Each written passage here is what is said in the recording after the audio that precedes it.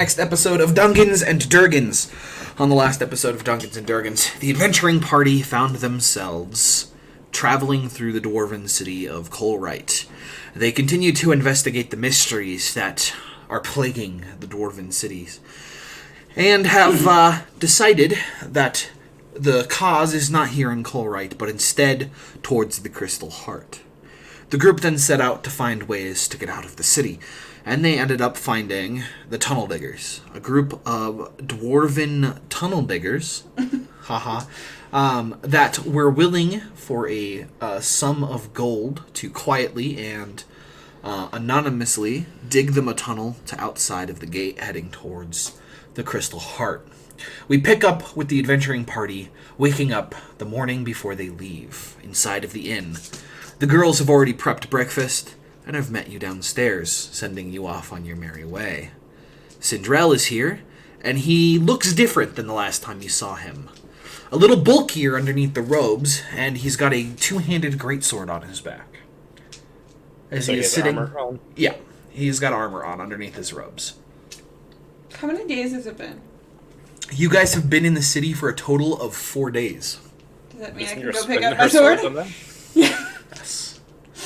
You will be able to pick up your sword on the way out. Ooh, trying to figure what that thing does. It does Stab. have magic in it, yeah. Slash. It stabs and slashes. Stab. Slash. They said they couldn't, repair or activate the magic in it, so I have to go somewhere else to do that. They could with a lot more money. Well, yeah. They Could. only could, make it adamantine Yeah. if I had enough money. But I didn't. Okay, so Sindrel is sitting down there, and he doesn't have any other bags except one hanging off of his side. And on the table in front of him, instead of food, is one of the devices. And he's sitting there tinkering with it. Can I pick it up again? He's going to basically slap your hand away whenever you attempt. And he's not going to pay attention to you whatsoever while doing that. He sees out of the corner of his eyes a grubby little hand come up over the edge of the table, and he goes smack, and he continues to tinker He with just it. knows. He's been with us long enough, he's good. I'm gonna ask him if he has blind sight. I might. As he No, continues he's to go stupid about. sight. Stupid sight. I have stupid sight too. Oh, we know. We know. You people. So, what do you guys want to do? I guess we go get the sword first. Yeah, I'm gonna go Food get the board. before we get ready to go. Or I would like to use some of the group gold to buy a new weapon if possible. Okay. I can loan you 1 gold because I have 2. We have group loot. Who has the group loot again? No, we all divided the group. Yeah, we already divided it. Did? Yeah, but who's... Oh, okay, we divided it. Yeah, we already converted and split. Yep. How much did we split it? Because I obviously did not put that in. Because Um, I still have 3 silver. I thought someone was carrying it all. we Or is had that- it's in the Yeah. notes area, I think. Group loot. It's up top. Like, scrub a little bit. So Oh, I don't my think second photo. I'll do the conversion. Yeah, I didn't delete it, so it's still up there. Thank you. Yeah, 4,300 divided by 4. You get 1,075 copper. You know, Those two. You get 475 silver. 470. Yep. Did we already add everybody's then, or? And you get 42 gold. What? Okay, thank you. I'm gonna take off a few silver because I probably spent some shit. Did we already split it then? Yeah. If I didn't, did I spend it on the sword or did Yeah. I just spend the gem that I got? You spent the gem that you got. So I still have all the gold. Yes. I just didn't add it. Okay. Yeah, I guess none of us added the money. Yeah. Okay. Okay, so do you want me to go over that? Because you guys can still add that to your inventory if you guys want to. Yeah. I think I just added the mine there. Okay, so did everyone add it to theirs No. as I was going through? Okay, so everyone gets 42 gold and then 2 people will get an additional gold. I'm good. Yeah. Someone else can take I'm it. good. Yeah. Okay, so everyone says they're good. That's going back into the group loot. Okay. So, Okay. 42 gold. Yeah? No, not gold. Copper? Give me a second and I'll tell you. I gotta change the group loot as I go. Any uneven money we'll just put in group loop. Yeah. Yes. Till it's even again. 1,075 copper. So it's 42 gold each? Yes. Yes. And then you get 1,075 copper. 1 second. 40. 1,075.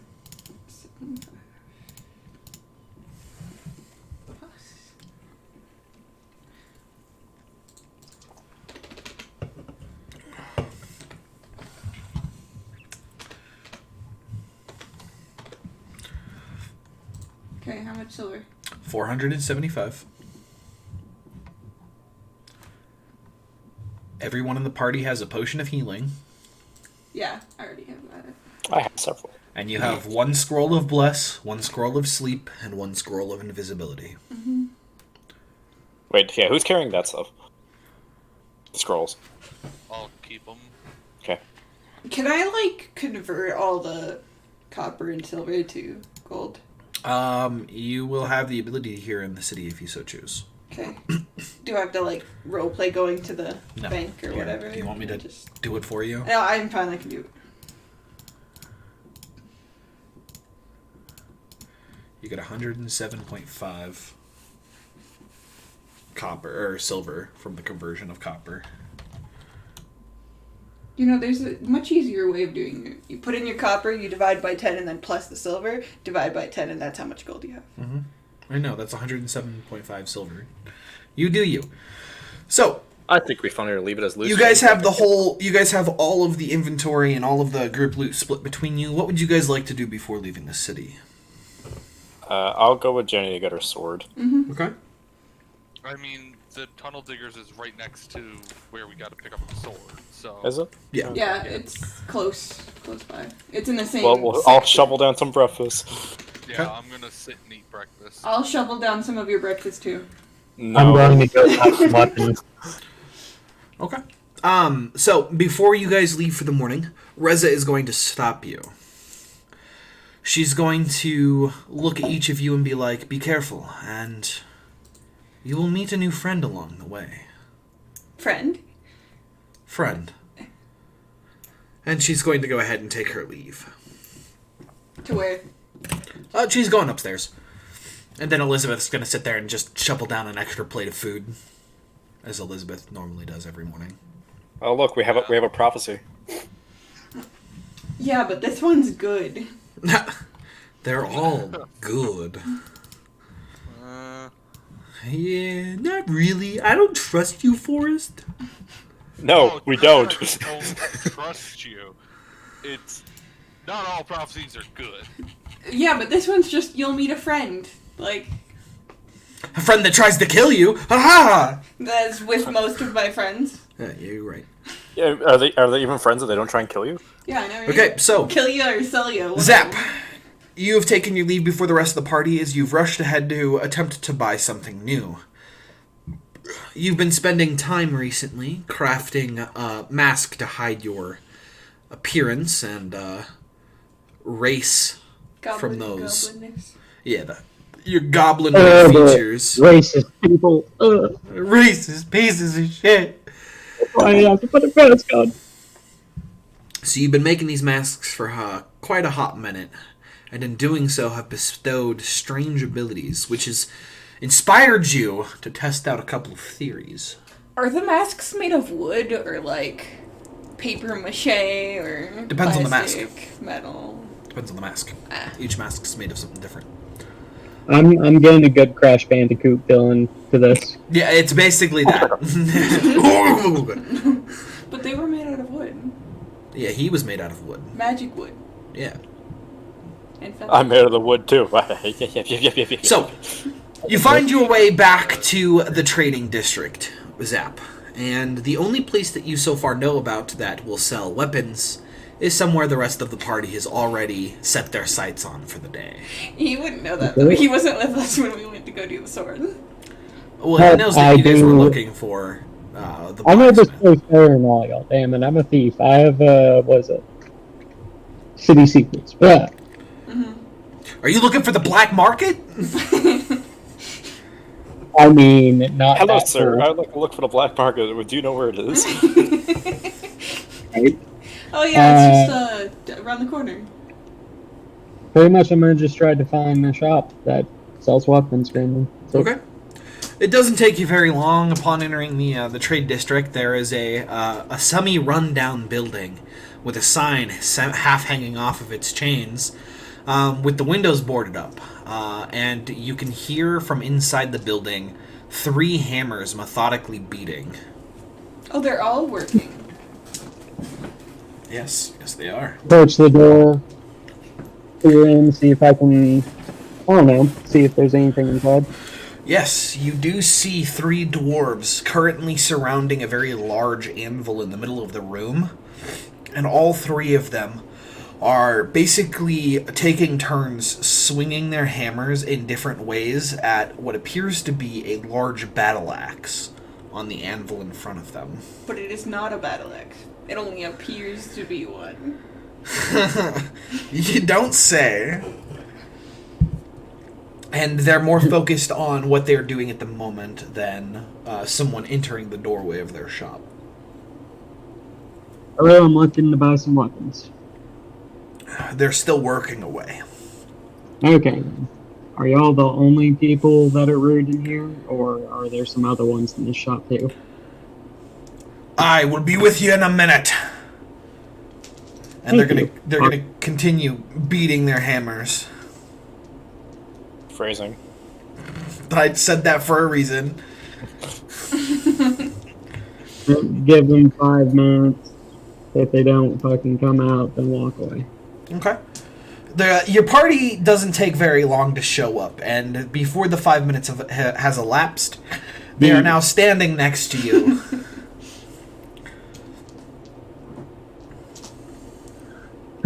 Wait, So I guess y'all are- with these jerks. Are all of us there now? Like all of us just. Yep.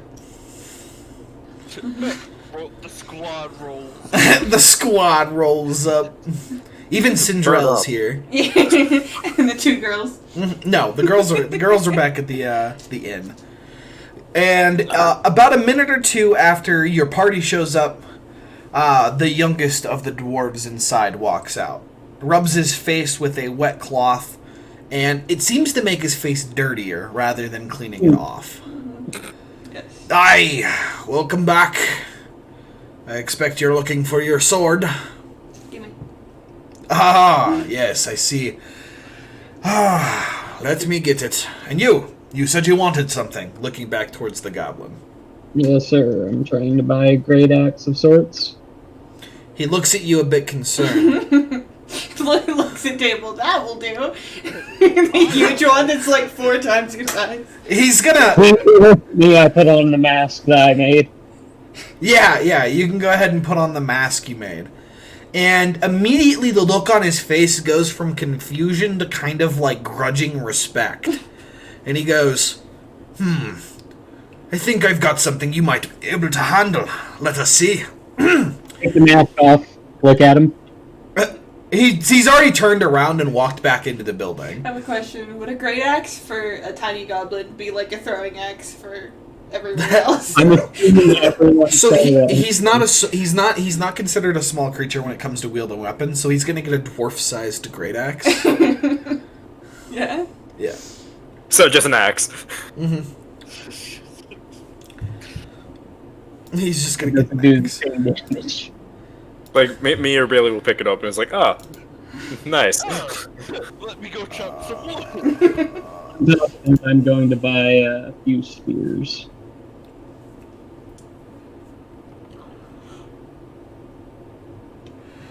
Okay, let us see. So he comes back out first with a newly sheathed longsword, but it looks a little shorter than it was, even in its rusted form. And you can see the handle is now a kind of cobalt blue material. Kobold for the kobold.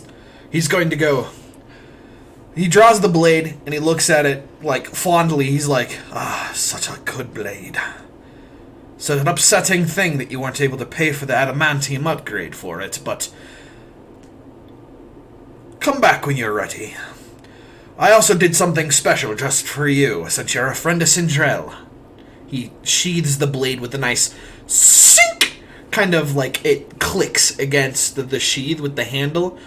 I replaced the handle of it with adamantine itself. It gives it that nice little clink. It makes it so that the handle won't get destroyed should something happen to it. So I could use it as a club. If you want to get rid of the blade, sure.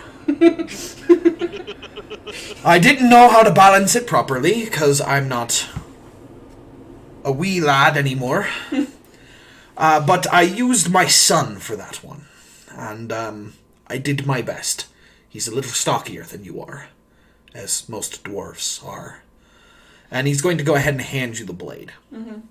It's a little bit heftier than the last time you held it, especially since all of the weight is now in the pommel of it, rather than in the blade itself. And he goes, now you! I've got That's a something... weird balanced blade then, hang on. You have to imagine, adamantine's is a light metal, but it's still heavier than steel. I know, but it's like weird. Yeah, like in the balance. pommel? Yeah, so because the It's gonna hurt your hand, if anything. No, if you know how to use it correctly. I mean, yeah, but you'd have to get used to it. No You would have to get used to it. You might accidentally chop something off if you don't. But it's a good thing you've got proficiency and you can learn. Why would we give Jenny that sword? So I can lob stuff off of you. So she's like, you guys are who's getting lobbed off of. And he's like, aye, little one, into the forge. And he's going to go ahead and walk over into a closeted area. And he comes back out wielding 2 different axes. One has a smaller axe on one side with a slightly larger axe on the other. And another one has 2 axes of the same side on each side. So, he's going to put them down with the heads all against the ground, and he's like, go ahead, take them. Give them a swing. See how they feel in your hands. Put the mask on. Super. Okay. Start swinging. It's a short sword, yeah? Mine? Mm-hmm. No, it's a I'm long gonna try sword. it. Mine's a long sword? Yep, it's a long sword for you. So it's a short sword for me and Bailey. Yeah. She's not a small creature. It's a long No, I sword am. for you guys. It's just slightly shorter small. than a... You're small? Okay, then yeah, it's a short sword for them. So me and Bailey can wield both these weapons if need be. Yeah. I can't. I mean, I can, but not proficiently. Oh, sorry. I can wield all these weapons and be proficient with them. I can technically wield any weapon, I think. If you're looking for the one with the smaller head on one side, that one's going to cost you 20 gold. If you're looking for the double, equally sized heads, you're looking at 30 gold there. I'll go with the 30 gold. I like that one. Aye, it's a good choice. He takes the other axe, walks back into the room. You can hear him set it down on something. And he comes back out. Aye, adventurers. It looks Do they like you're getting upgrade? ready for something. What? Huh? Do they upgrade weapons here? Yes, they do. How much would a level 1 upgrade be? A +1? It's a Plus 1, yeah. uncommon, I think, or is it a? It's a commoner. Yeah, I think it's common. Give me a I second. thought it was uncommon. And I'll let you know. Dungeon Master's Manual. Let's go ahead and see what an upgrade will cost ye. Even if I'm not carrying some of these weapons inside my pack, how do you want me to go about that? You're gonna have to say again. What? If I'm, for instance, all the weapons within my current character, how would I specify, like, I'm only using this weapon or that weapon within the D20? Yep. So you'd basically just you'd make an individual attacking thing, and you would just let me know. Gotcha. Because you've already created a great axe attack in there, and it uses dexterity. I'm done. You're It says Dex because whenever I use that mask, it switches to Dex. Yeah. Dexterity, which is normal. Crit range is 20. D12. Yep. No, that's all good there. So let's go ahead and attack with that. Let's see. That rolled normally. Rolled a 16 and does 13 damage. Nice. There you go.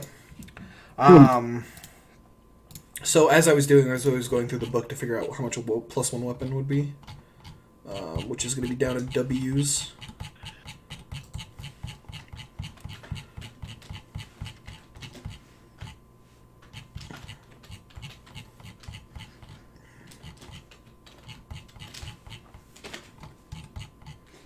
So they've used Colorite ore. Is there anything that I need to add to the It increases your crit range to 19. 19? Yep. So you can crit on a 19. That's bullshit. I'd still need 20. Well, yeah, most people do. I think the only way you don't is if you have a special weapon or you're a fighter. To be fair, that does like significantly add like a lot more chances to the crit. It does. It does. It doubles it. Yeah. It doubles the chances, but it's still a really low. Still chance. shit chances. Yeah. I mean, it's a 1 in 10 instead of a 1 in 20 now. So, I mean... You're right, yeah. To be fair, since it is a longsword, it relies on strength. That's fair. So, I have a -2 to strength. Or it's no big deal if you can't find it, by the way. We can just do it next No, time. what weapon would you like to be upgraded? A rapier. A rapier. So, a one-handed... God damn it. It just fucking closed my goddamn... It's alright, I can do it next time we're in town. No, you're good. Because I probably can't do it this time anyway, because we're leaving now. No, you won't be able to get it. You're gonna have to do it next time you're in town. But I can tell you how much it is here in a second. I just have to reopen fucking Roll20 because it decided to close on me. New window. Walk that over here. Open up the Dungeon Master's manual. And let's go ahead and open up Player's Handbook. So this is going to be a really shitty weapon for me. Why? Because it uses strength. Yeah. Because it's a longsword. It's not versatile or finesse. I can't dual wield it, and I also can't use dexterity. Mm-hmm. So does anybody want a short sword? I'll take it. I can definitely use it. Just saying. Yeah. Anybody who wants it can. It would. I'm not proficient in it. So We do upgrades here. What were you looking for? What about this rapier? He takes it, looks it over a couple of times. It's a pretty standard blade. Mainly for poking folks, not Sharp and pointy. anything a dwarf would use, but maybe them fancy elves might do a little better with it. Can you do a good job with it? Yes, I can upgrade it. I'd do it for about 300 gold. Jesus, okay. Yeah, I'm not getting that anytime soon. Aye, well, if you do manage to find the coin like your little goblin friend here, I'd be willing to do you a service, I guess. Even with this puny, pointy ear weapon. Yeah, it has its advantages. Oh, I'm sure of that. It's just not as many advantages as a nicely bladed axe Walk does. on over with my giant axe. I know what it means. He's like, the advantages are all there, bud. Aye, well, it looks like you're about to leave. Where are you heading? Still, like, examining Just your leave. rapier. Yeah, just leave. He's like, don't you want your rapier? Sneaks up, takes it, starts backtracking at the door. Aye, well, if you come back, you know where to find us. Thank you for Aye. the sword. Aye. And you guys take your leave of the smithy. Pity. So who wants to hold the sword for me then? The magic sword? Cause what? The new one that you made? Yeah, I can't use it. It's a longsword. I mean, I mean, can I can use it. physically It's a use strength it. proficiency. I do have proficiency in pretty much every weapon. I do have proficiency in every weapon, but it requires strength, and I also can't dual wield it. I can use it then. 100%. Yeah, go ahead. It's So- it's a normal longsword, so it's like a 1d8 plus your strength, and then Me. the crit range. Is 19 instead of. Mm-hmm. I mean, if it's a long sword for them, it would just be like a short sword. Yeah, it'd be a short Right, sword yeah. for you and all the other normal-sized people. All them normal Yeah. folk. Sadly, I have a 0 in strength, so. That means it's a finesse weapon for us, Nathan. So you can use Dex or. Yeah, if it's a short sword, it's Oh. finesse. Oh. Fuck. You said 1d8 damage? It's 1d8. Yeah. 1d8 as a long sword. It's 1d6 as a short sword. He already has it then. It's alright. So, Here, actually, I'm going to be using this axe, so you should probably take it straight up, 100%. Okay, yeah, sure. I'll take a. Okay, that increases my rapier then. Yeah, that increases your rapier. I delete this thing. I've got my spells. There's a little, like, lock thing that you can go underneath your shortcuts, and then you just click it and then delete the... yep. So, Sindrell's going to sit there and clear his throat. So, adventurers, are we ready to be on our way? Meanwhile, they're playing hot potato with the sword. Yep, they're just like, Yeah. Yes, I am ready to go. None of you need anything else. Provisions. How long are we gonna be gone? Well, I can tell you it's at least a couple days' travel to the Crystal Heart. And then from there, it depends on what we find. How many rations are you taking? I don't need to worry about rations. I I've got stopped 5. needing to eat, sleep, or drink, even breathe, quite a while ago. I have 18. Man, that seems Hey. convenient. So much time for mischief. He Time to sits go there get- while he's drinking a coffee as he looks at you just like, tired. I have Time to 18 head back and rations. get our stuff. I'm assuming we left all of our stuff at the inn still, so we have to go. No, you guys would have prepped yourselves and grabbed everything that you guys left there before leaving. So, question, the herbal medicine thing, do I have to, like, does it count for food, or It can, yes. You'll be able do to I find just have to use a survival, like, normal Yeah. scavenger check? for Yes. What is the 17 that you have mysteriously rolled? that? I'm assuming Sorry. for your short sword. Yeah. Hang on, Just I forgot have to a better name name it. for it. Ancient Dwarven short sword. No, it's fine. Hang on.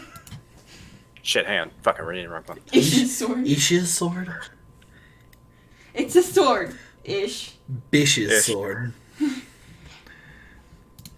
Alright, yeah. I seen the name of the first one, and the second one just didn't show up for me. Yeah. Yeah. Why is... Yeah, anyway, continue. Hi, well, if you are ready, let us head over to the tunnel diggers. I'm sure they're done with their job. Hopefully. Is it, like, just right across the street? Mm-hmm. Yes. Yeah. He turns around and points at the building. And you can see the young dwarf lad leaning up against the wall smoking a pipe. And you can tell that, like, he is covered in dirt from head to toe. Can I reach for his pipe? He takes it out, lets out some smoke, and he hands it down to you. Can I smoke it? Sure, go ahead and make a Constitution saving throw. Wow. Yeah, so Smoke it like a boss. he hands it down to you, and he kind of looks at you, kind of like... You can tell he's about to smile if something happens, and you... and you look up at him, and he's just like... Okay. I'll hand it back to him. Keep it. It's a gift. Little, And he pulls another pipe out, and he lights it. My pa's gonna be so angry. Why? It's a fucking peace pipe, isn't it? No. He's smoking another pipe already, and he's like, if you're ready, head inside. What's in this pipe? He just kind of nods at you, kind of like upturns the bottom of his lips like, you'll see. Herbs. Herbs to help ease your muscles. Shrooms. Crazy shroom guy goes, I'm the supplier!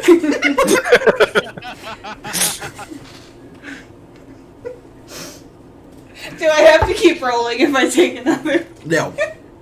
Okay. No. I'll just sit there smoking it then. That's fine. It's basically like a special blend of herbs that they smoke to help ease muscle damage. What would have happened if I had failed? Ah, man. Let's not dwell on that. Hand it to one of your party members and you might find out. If anybody would take it. You're right. Nope. So, Sindrell's going to walk past, kind of shaking his head at just everything that has just occurred over the last couple of minutes, and he's just going to walk I will inside. as well.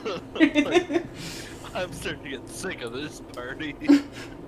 You can, as you guys enter, you guys see the old dwarf pushing up the stone disc over the floor, and he just pushes it up onto its side, and he's like, adventurers! Where did you get that? I'm gonna point it. You fucking bastard! He's gonna storm past you, and he's gonna begin screaming at his son, You gave the damn lizard my pipe? What the hell is wrong with you? You're gonna kill it! You could just hear laughing from one and just angry fuming from the other. And Sindrell's, I'm laughing in character. Sindrell's gonna be like, I'm shaking head in character. If you don't want to be here longer than necessary, let us be on our way. Into the tunnel. Already there. I'll head in. Is it like a drop and then over, or is it like a slope? It's a drop. You have to climb down the side in order to get down there. How big of a drop? Is it? It's only like 15 feet. Okay. I'll climb down. Aye.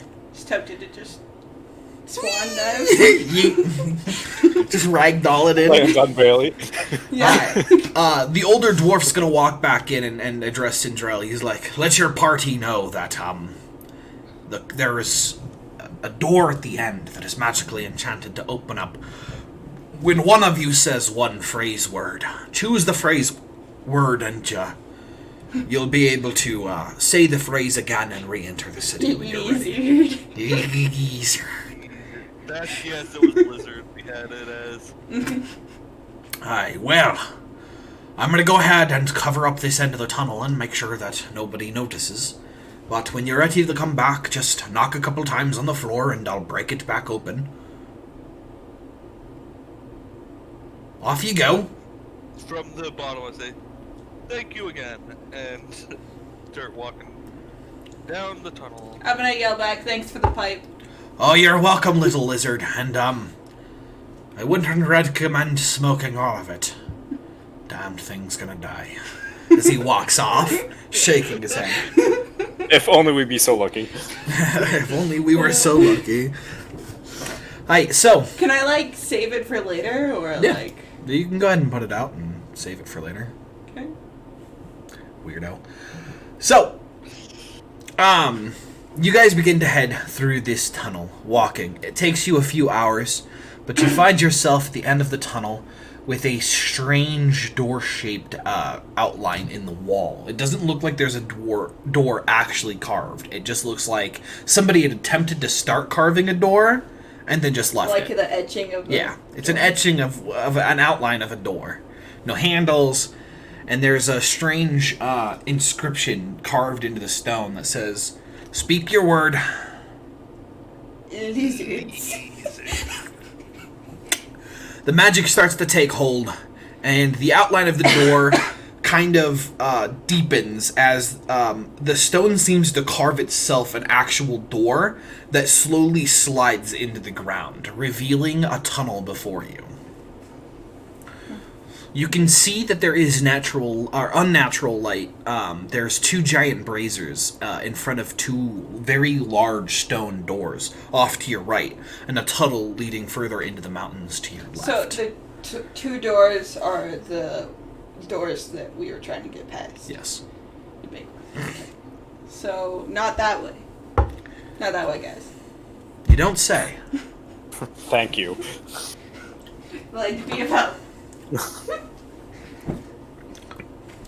So, Cinderell's going to stop. He's going to kneel, and you can hear him say a couple things in the arcane language as a strange rune begins to glow underneath his hand, and then a strange blue line starts to leave it, heading deeper into the mountain.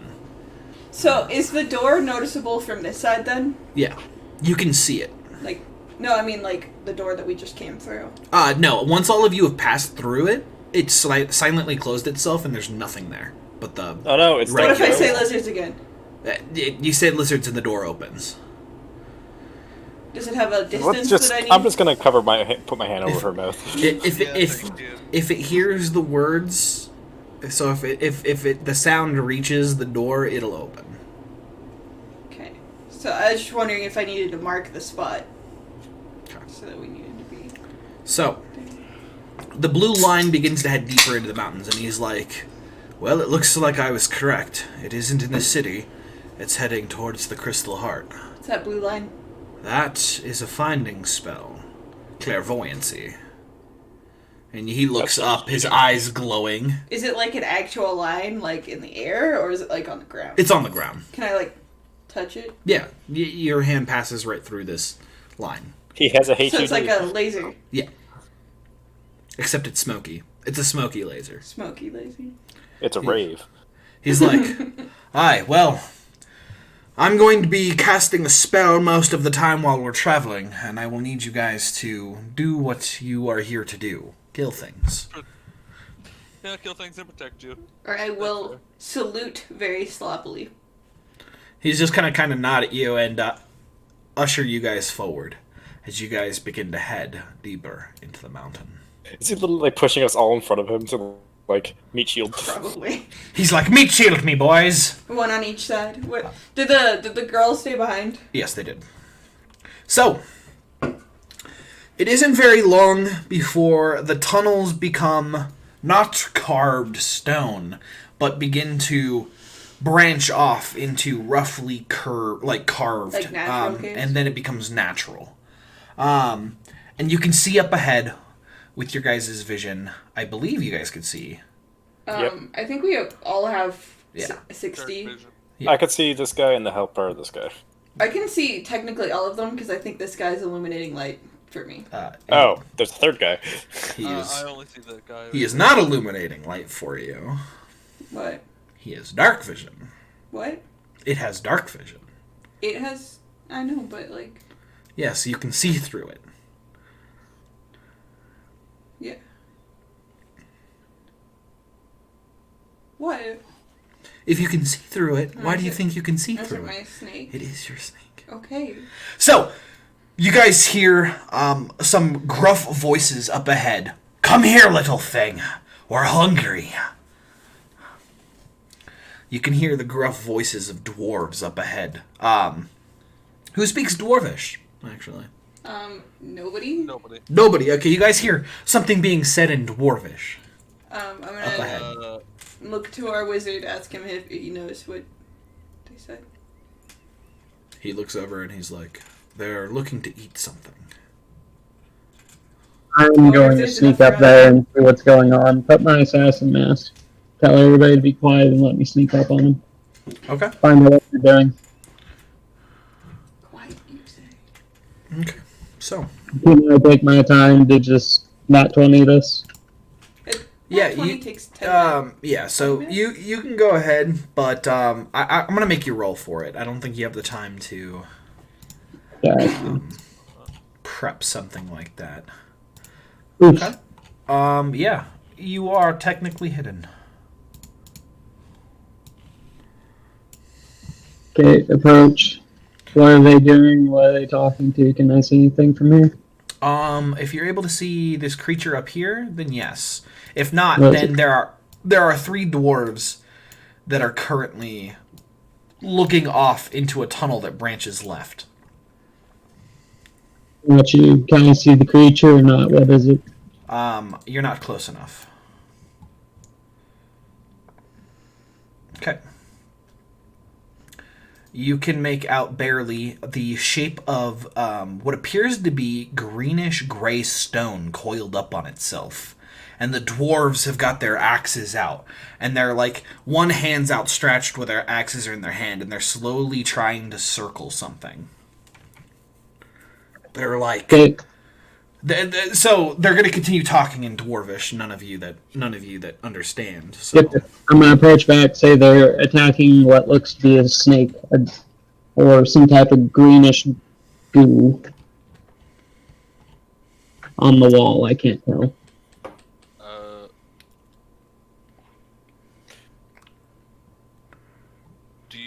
I'm gonna whisper this. Do you guys think we should go up and see if they need help or if they're going to attack on sight at us as well? What are they? Are they the normal dwarves? Mm-hmm. Just normal dwarves with weapons. Yep. I mean, I can cast disguise self disguise self and just become the Thane, right? I mean, Since you're not approaching stealthily, they're going to hear you and they're going to immediately turn and be like, "Ah, so we finally found you. What are you doing? Oh, your goblin kind is going to die now. I'm not goblin. Aight, boys, we found it. They're attacking the city." And they're going to begin walking up towards you, and that's going to start combat. God damn it. Jenny. I'm sorry. I was debating whether or not my character would actually just walk up and ask them what they're doing, and since none of you stopped me, I totally did. I was gonna handle this with such finesse.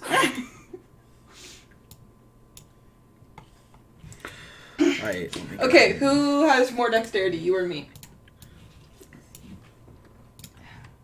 Oh,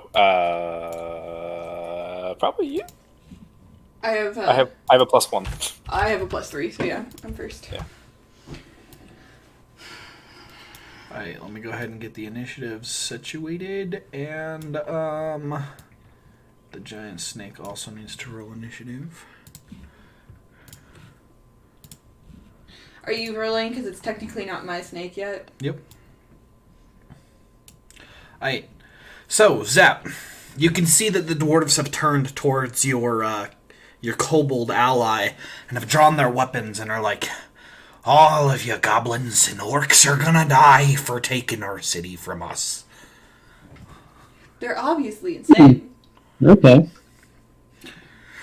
So I'm still stealth, I'm assuming, and they haven't seen me. You are still stealthed, yes. Okay, I'm going to use a free action to put my gladiator mask on. Yep.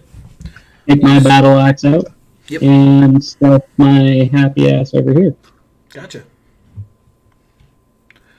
So You can see one of the dwarves look at you and they're like, "You stop right there, you green skinned bastard."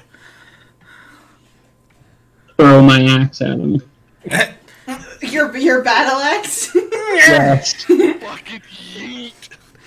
Yeah, go ahead and make an attack roll with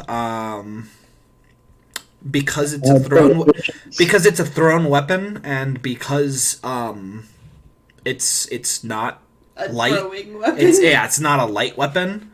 It's going to require strength to throw. Yeah. Okay. It's up Fuck. 30 feet. Yeah, it's not a smart thing just to throw a great axe at somebody. If you had daggers, Okay. though, you could throw your Then daggers. fine. I will throw my spear. Can I throw that? Or anything? Yeah, you can throw your spear. Do you have a spear? Yes. Where the hell did you get a spear? I told you in the shop. I tried to you. Oh, well, did you spend the money? It's a D&D. Yes. Okay, I well, believe that's... Switch and, Well, No, he just took it and walked yeah, I out. just took it and walked out. Yeah, I mean, he that's, is a thief. that's fine. Yeah, go ahead and throw your spear. yeah, should be. And that one will use dexterity. Yeah, you hit, doing 7 points of damage to the dwarf as the spear embeds itself. We knew it! Boys, attack!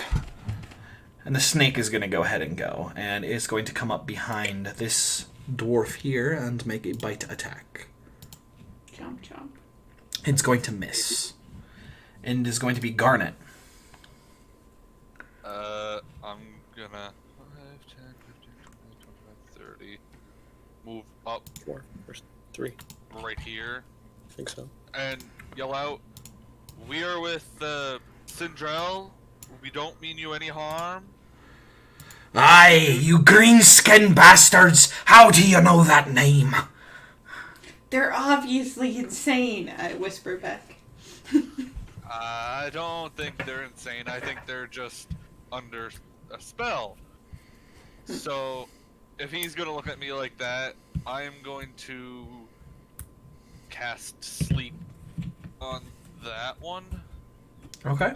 The closest one to you? No. The one The next middle one? to the Okay. snake. We're 8 under, I wonder.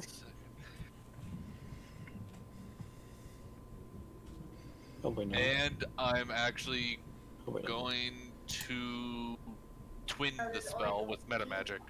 So Okay. casting it on this one and that one. Okay, go ahead and roll your sleep. Let's see if you get big enough numbers.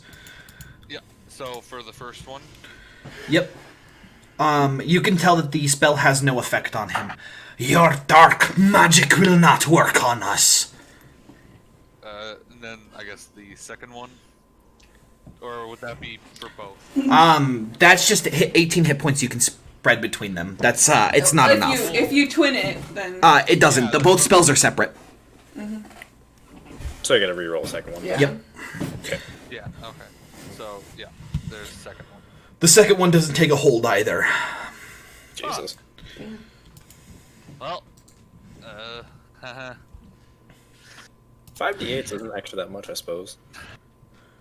So the first dwarf is going to walk up here, and the other one's going to walk up here, while the other one turns on the snake that's trying to like gnaw at his leg. And he's going to take a swing at the snake with a one-handed battle axe. He's going to hit, doing 3 points of damage to the snake. The other dwarves are going to run up, one to Ish, and the other to Garnet. I thought they already moved.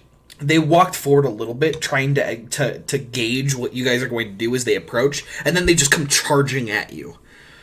Oh fuck! So Ish is going to be first, which is going to hit You Ish. can see that, by the way. I know, I just changed it. For 7 points of damage on Ish. And the other one's going to make a battle axe attack against Garnet and miss. Ish, it's going to be your turn. Okay, I'm gonna use my bonus action Yep, and cast Hunter's Mark Yep. on this one. Right here. yep. You're going to cast Hunter's Mark on that one, Yep. which is going to put a boop, little skull crossbones. Okay. And then I'm going to use my main hand scimitar. Yep. That's going to go ahead and miss. Okay.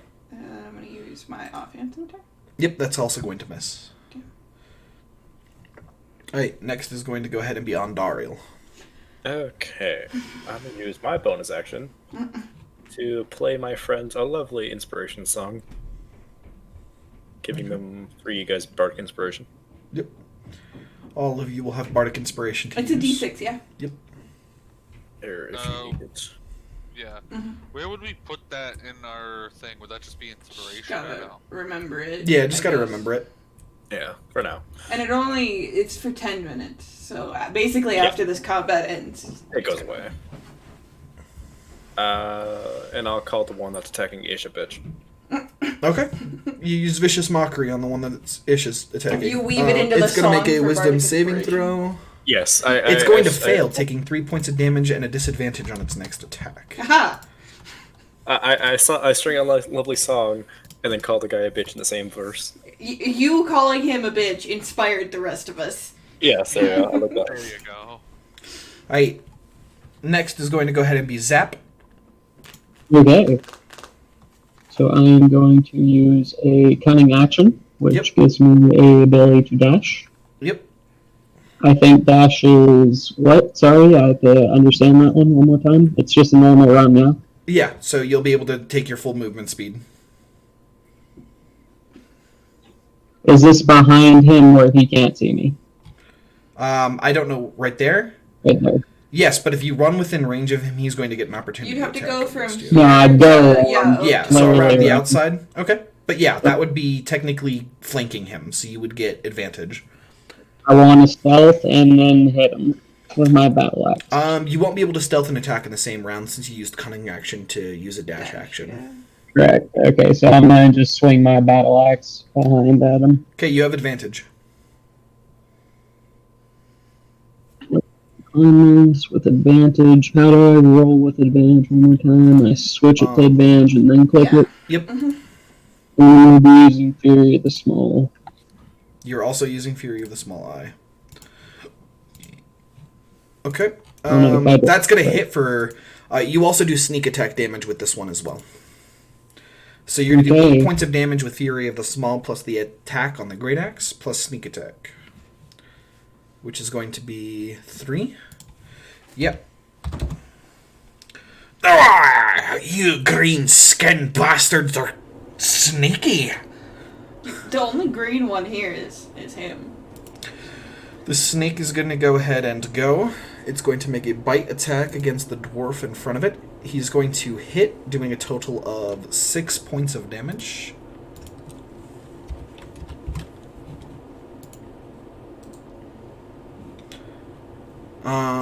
Actually, he's going to only take 5 points of damage. Plus 1. Next is going to go ahead and be Garnet. If I try to move, I'm gonna get attacked. You'd have a bonus for attacking him, right? Since I'm attacking him from behind. If he makes a you melee have attack, advantage. yeah. If I make a melee attack, the only thing I have is a dagger for a melee attack. But what does this do? You could disengage I could. if you don't want to get attacked. Yeah.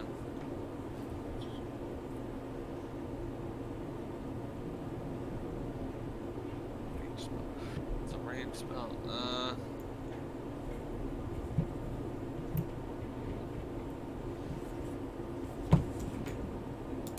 could try something again.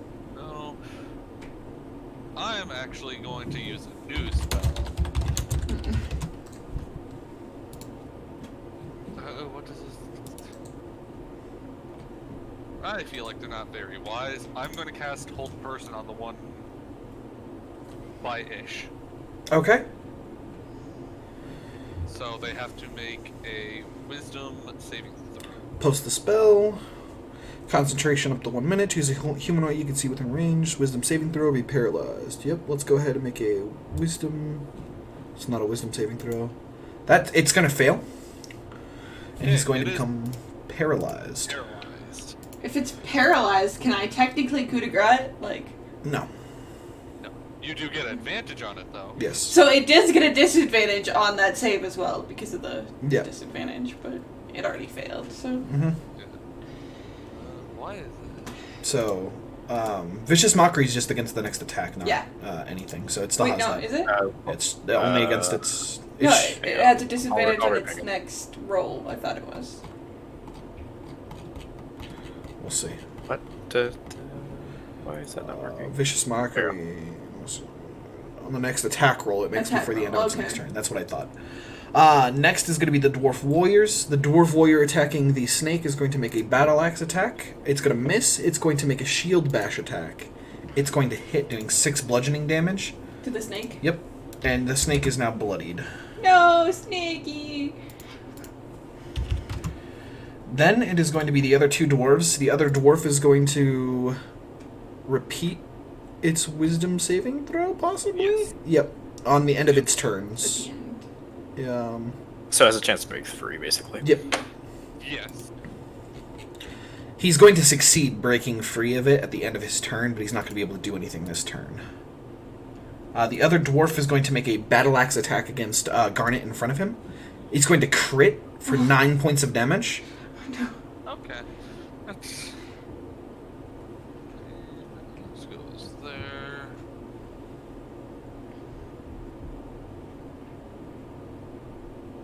And it is going to be Ish's turn. I guess I will try to do the scimitars again. Okay. That hits. Let us go ahead and yes, that hits for 7 points of damage. And then also it does 1d6 additional damage if you add this. Because with the Hunter's Mark. Yep. And it's going to take another 6 points of damage from the Hunter's Mark. And then my offhand. Yeah, it's also going to hit, doing another 7. And then Another 3. The dwarf is bloodied very quickly. On Dariel. bitch. Yeah, no, really, he's healing. So Heal the snake. I can't see the snake, so therefore I cannot heal the snake. You can use your fancy new sword. I can, but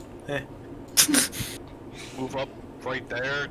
Attack him. Move up right here so that I get advantage on this guy. Also, I don't think he can make it up there. Because that was my 30 feet when I was standing right next Yeah. I'll be able to get. Just I can get here. You can go to that one. Yeah, you can go to that one because the first diagonal's 5. Remember? Uh-huh. Yeah. This Yeah. guy ganged up on things. Oh look, I can heal the snake too. And I guess I'll stab with Ish's sword. No, I No, you won't. He'll try to stab it. Immediately you begin to hear a screeching sound as a swarm of bats fly off of the ceiling and begin to circle the dwarf directly underneath them. Yes, nature. And they're going to make a bite attack with advantage. And then they're going to hit for 4 points of damage. And the dwarf contracts rabies. No, that's not that simple. Next is going to be the snake, who's going to slither away while the dwarf is distracted. And it is going to be Garnet.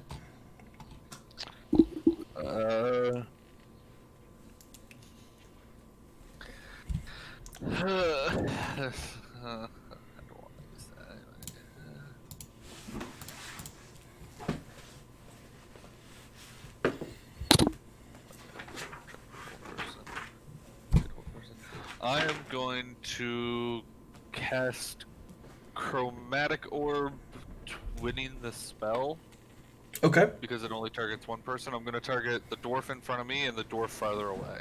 Okay. So that's for the first one, I guess, closest to me. Mm-hmm. The damage is going to be... You do have disadvantage since you're casting the spell within melee range of an enemy. Okay, I'll roll that one again then. Yeah. That's great. it hits. It's going to be cold damage because I get to choose with Chromatic Yep. Orb. You choose cold damage.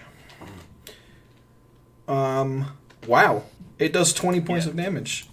I'm pretty sure that's right. I'm going to double check that Yeah. because that's... That's 3d8, 7, 5, 8. That's 12, 20. Yeah, no. If it does 3d8 damage, that's 20 damage. Yeah. It's pretty great. I need players... Here, I can look up the spell for you. Chromatic Orb. 5e. Chromatic Orb does 3d8 damage of the type you choose. So, yeah, that's right. Yep. I mean, it's not that much different than what most of our heavy hitter spells do.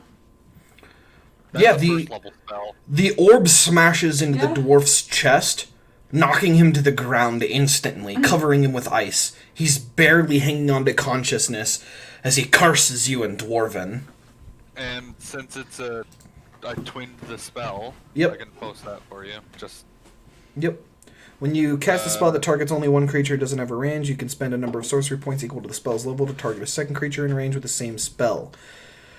So it's going to be the other dwarf as well, which is going to do 20 points of damage to him as well. This one? Yep. Yeah. The orb smashes into the dwarf, completely obliterating all of the bats around him. Aw. Billy, you good? Yeah?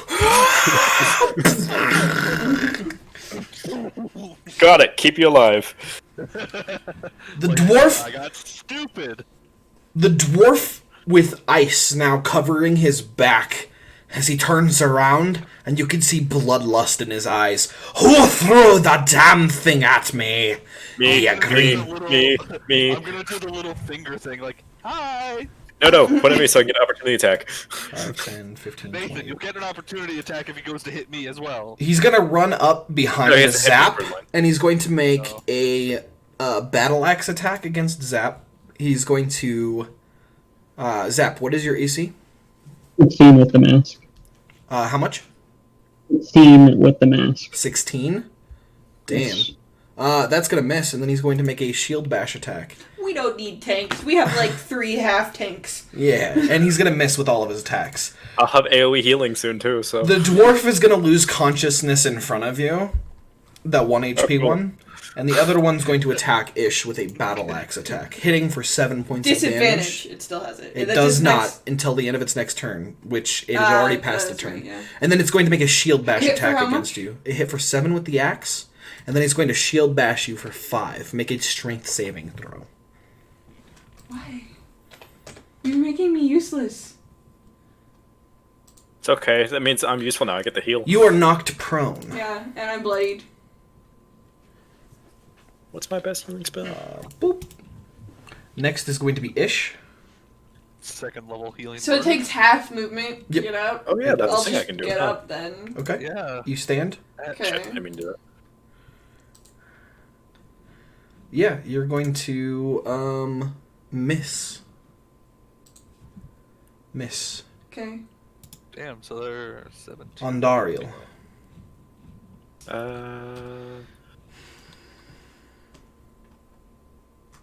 I'm going to... Wait, I have 4 spell slots now. I'm going to Cure Wounds, Ish, Mm-hmm. and... Smith 1... That didn't Why, do it yeah, why did that not roll? because you probably didn't do the spell attack thing. Yeah. It did. Or you didn't click it to be an attack. Well, attack is what you have to do or whatever. Let's roll a d8 and figure that out. What's your Damn. charisma? D8 plus 3. So 5, 6, 7, 8. What? An 8, you gain 8 HP from Cure Wounds? Yeah, because Yep. it's his. He rolled the D8 Nice. plus his charisma, which is. You're good. I'm gonna use my bonus action Yeah. to use healing word on Jenny. Yeah.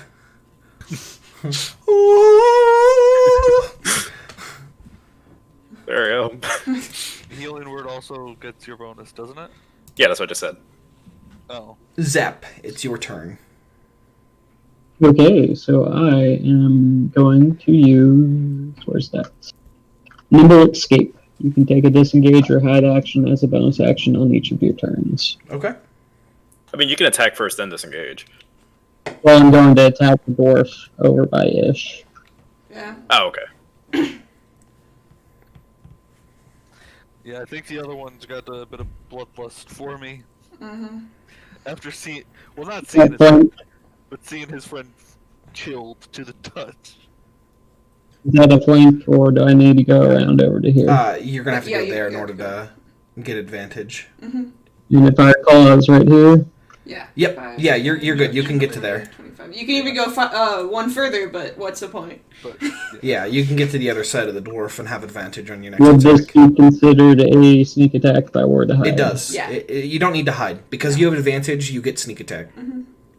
Yeah, but taking a swing with my battle axe. Called hit on his head.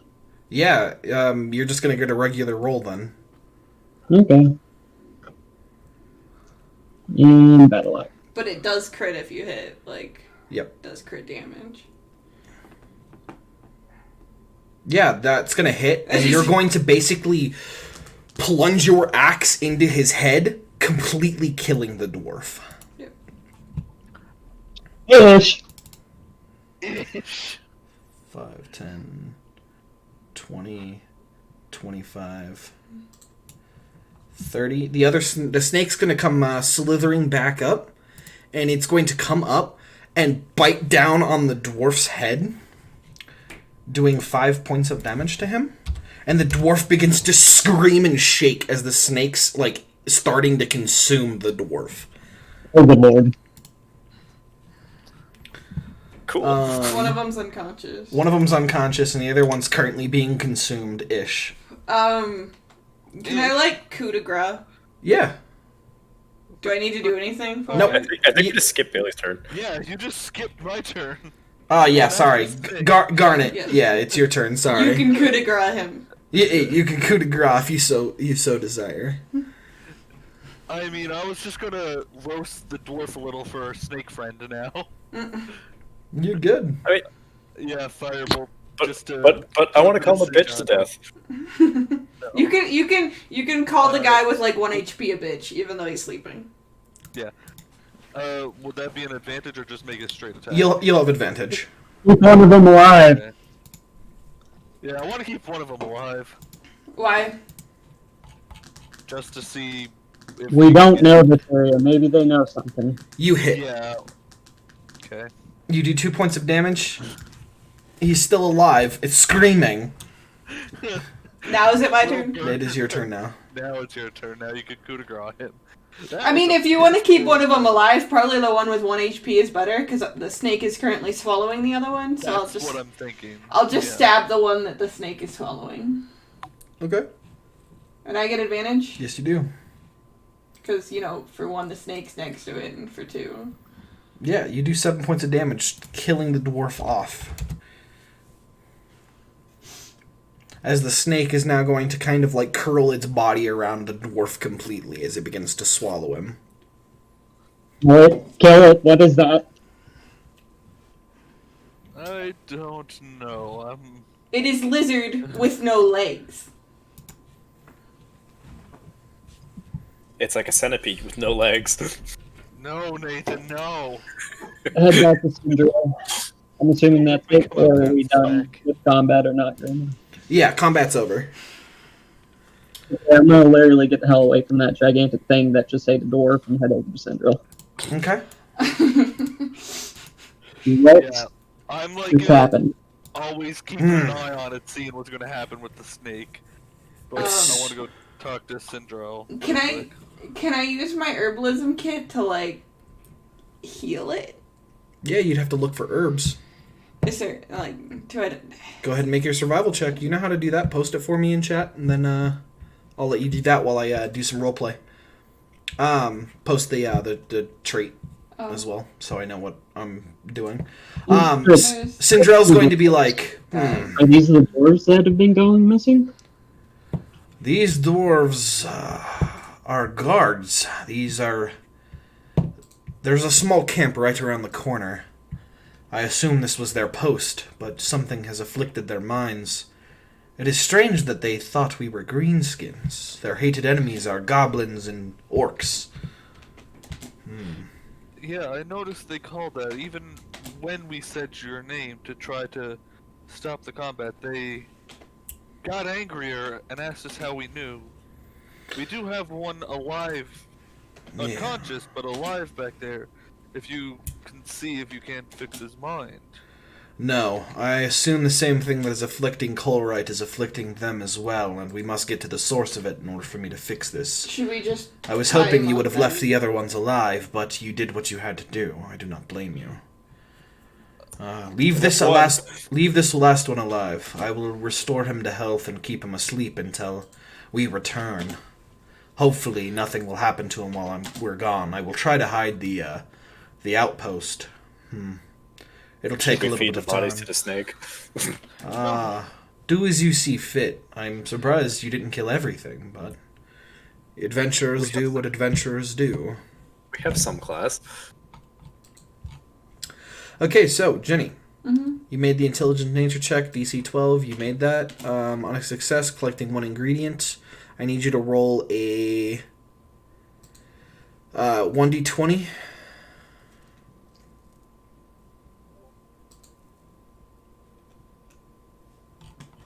Healing berries. Okay. You got some healing berries. What do we do? You got a healing berry. And it should be in the book there. I'm going to, if it's alright, head over to Ish, put my assassin mask on, and I become proficient with herbalist kits and stuff, so maybe I can help. It'll be just her that's able to gather these. Gotcha. But it'll be able to be, the healing berries are able to be used in herbal medicine recipes. Which you will need an herbalism kit in order to use. I'm aware, but just seeing if knowledge helps the situation. Yeah, you're good. The snake basically consumes the dwarf and sits there happily, looking at Ish very interestedly. Can I feed it the berry? I don't know. Yeah? You have no idea what you're doing, do you? You're killing me. Ranger.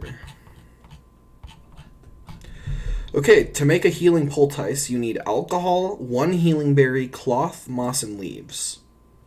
It'll take 1 hour to make the tea, or the poultice that you can apply to the snake's wounds. For the duration, whenever the target expends a hit die, instead of rolling, the target regains the full amount of hit points, which will restore the snake to full HP. I can also help you. But I need you to make a nature check with advantage. Or sorry, that would be intelligence check. Because you are proficient with the herbalism kit, if you have one. With advantage still? Yep. Yeah. You successfully make the poultice and manage to apply it to the snake's wounds. It's going to basically curl up into the corner and lay there looking at everyone cautiously. There's corners here? Yep. Truly, it's this corner right here as it gets up into the shade of the wall and whatever. You know, it's in the dark, but... And it's just going to look I at have you. to restart this. Something's going on with the Roll20 app. You're good. Go ahead and restart. There we go, I'm back on. Okay. So, is everyone here? Yep. Okay, so you guys have managed to get the dwarf laid up in the alcove, and Sindrell creates an illusion that basically makes it seem like there is no offshoot of the tunnel. Well, I mean, do we really need that? None of the dwarfs are going past this door anymore. No, but there are other creatures that roam these tunnels. Your snake friend there is an example of it. That and those bats that you've completely mangled. Is there enough of them to eat? Like, enough of them left? Yeah, they're frozen, but... Yeah, you can go ahead and collect them and cook them if you so choose.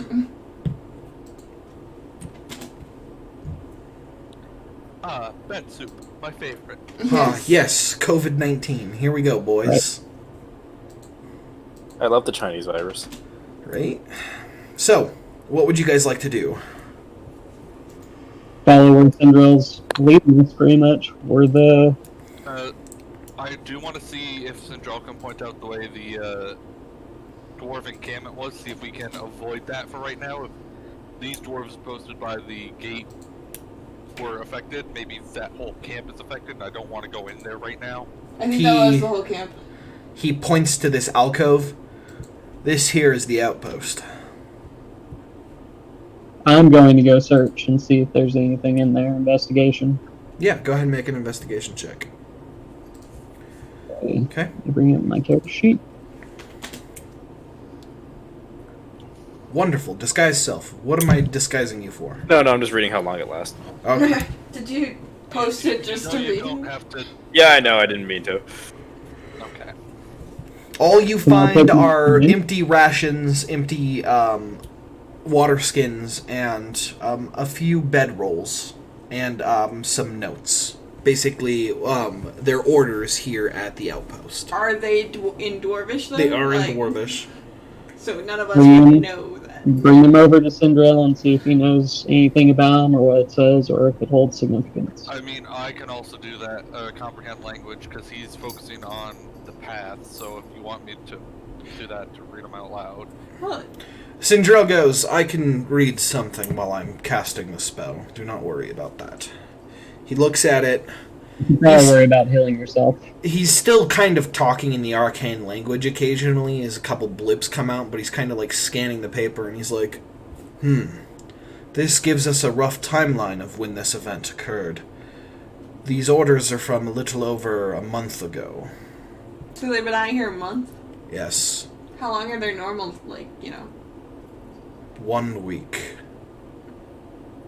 They've been out here for quite some time. I wonder how close they were to starving. Well, they have rations just in case for an additional couple of weeks, but I don't expect it to have lasted as long as they've been out here. Which is probably why they were thinking about eating your green-skinned friend here. Looks to our goblin. Points to the snake. Sorry, I don't consider goblins greenskins, especially since this one's skin isn't green. You called him greenskin. Dwarves are very racist. They also hate goblins and orcs more than anything else. Alright, I'm going to name this axe after killing goblins and other things, mainly dwarfs. I like it. Now, we can continue on our way. The enchantment is up. And we can be on our way. We still have quite a bit of traveling to do, and we best be on our way. Passive perception, let's move on. Okay, so you guys begin to continue heading towards the Crystal Heart. You guys travel for a few more hours of the day. Roughly when you guys would be being done investigating for the day, you guys are about to set up camp. You guys basically set up camp in the middle of the tunnel, as there are no real offshoots that really allow you guys to set camp. And no, not this one. What are you, just exploring the map? Yeah. Okay. I So, want to see the design. you guys continue on and rest the first night. As you guys set up camp. Huh? Yeah, I'm just going to keep you on this map. Cinderella's going to sit down and be like, I can feel it already. Can't you? Can you feel it, Mr. Krabs? There's something strange up ahead. Something emanating from the Crystal Heart. You feel a disturbance? In the Force. Do it. Do it. Hey, hold up. Does my character know that you can talk to animals-ish? I technically can't unless I cast Speak with Animal. But, So, during your guys' travels through the day, the snake has been following at a decent distance, but you begin to hear something else along with it. A strange scratching noise on the ceiling. Does my passive perception see anything? Yes, it does. What? You see a giant bat climbing along the ceiling after you. It's the same giant bat, isn't it? It is. It is the same bat. Oh, we're getting a choice. Ah, He's giving me a choice right now. He's like, hey, you should probably think about taking this bat so that we can have 3 rogues in the party. You said that these 2 were of your options, so. I already decided the snake, though, because we don't need 3 rogues in the party. Okay. I mean, eventually I could literally make our full party rogue anyway. Yeah, and my bat technically could, too. It has like the bat could, it has like a darkness aura later. And So, the bat's going to continue to follow you, but the snake is going to enter camp as you are sleeping, and it is going to basically circle around you. Mm-hmm. And it is going to fall asleep there. So it's like a portable pile of pillows and blankets. Yes. Lovely. Are you gonna climb in it? Yeah. who's on watch at that point? So I will leave that up to you guys. Hell, I'm terrified of that thing, so... You don't like you see it, snakes? the more. I think I'm more curious about it than scared. I'm not going to be watching camp very well if that thing's near me. Yeah, I'd suggest Nathan be the one on watch when he does that, because I kept an eye at it so he wouldn't attack us, and Nathan's just looking at it. Yeah. He's just like, it's not normal. Sindrell's still up, casting his spell, as he looks over and he's like, interesting. It seems our kobold friend has an attunement to nature. Right? How dare things be actually drawn to that thing? Right? Excuse No. me. I'm sure the unique circumstances that have led Ish to be here today is what allows it to be comfortable with the snake. That and the bat is interested as well, but I think Ish has made up its mind. I think the bat's just hungry it's for fine. No, I think so. I'm pretty sure they just want to eat him. I don't know. If Ish continues to feed it, I think it won't eat it.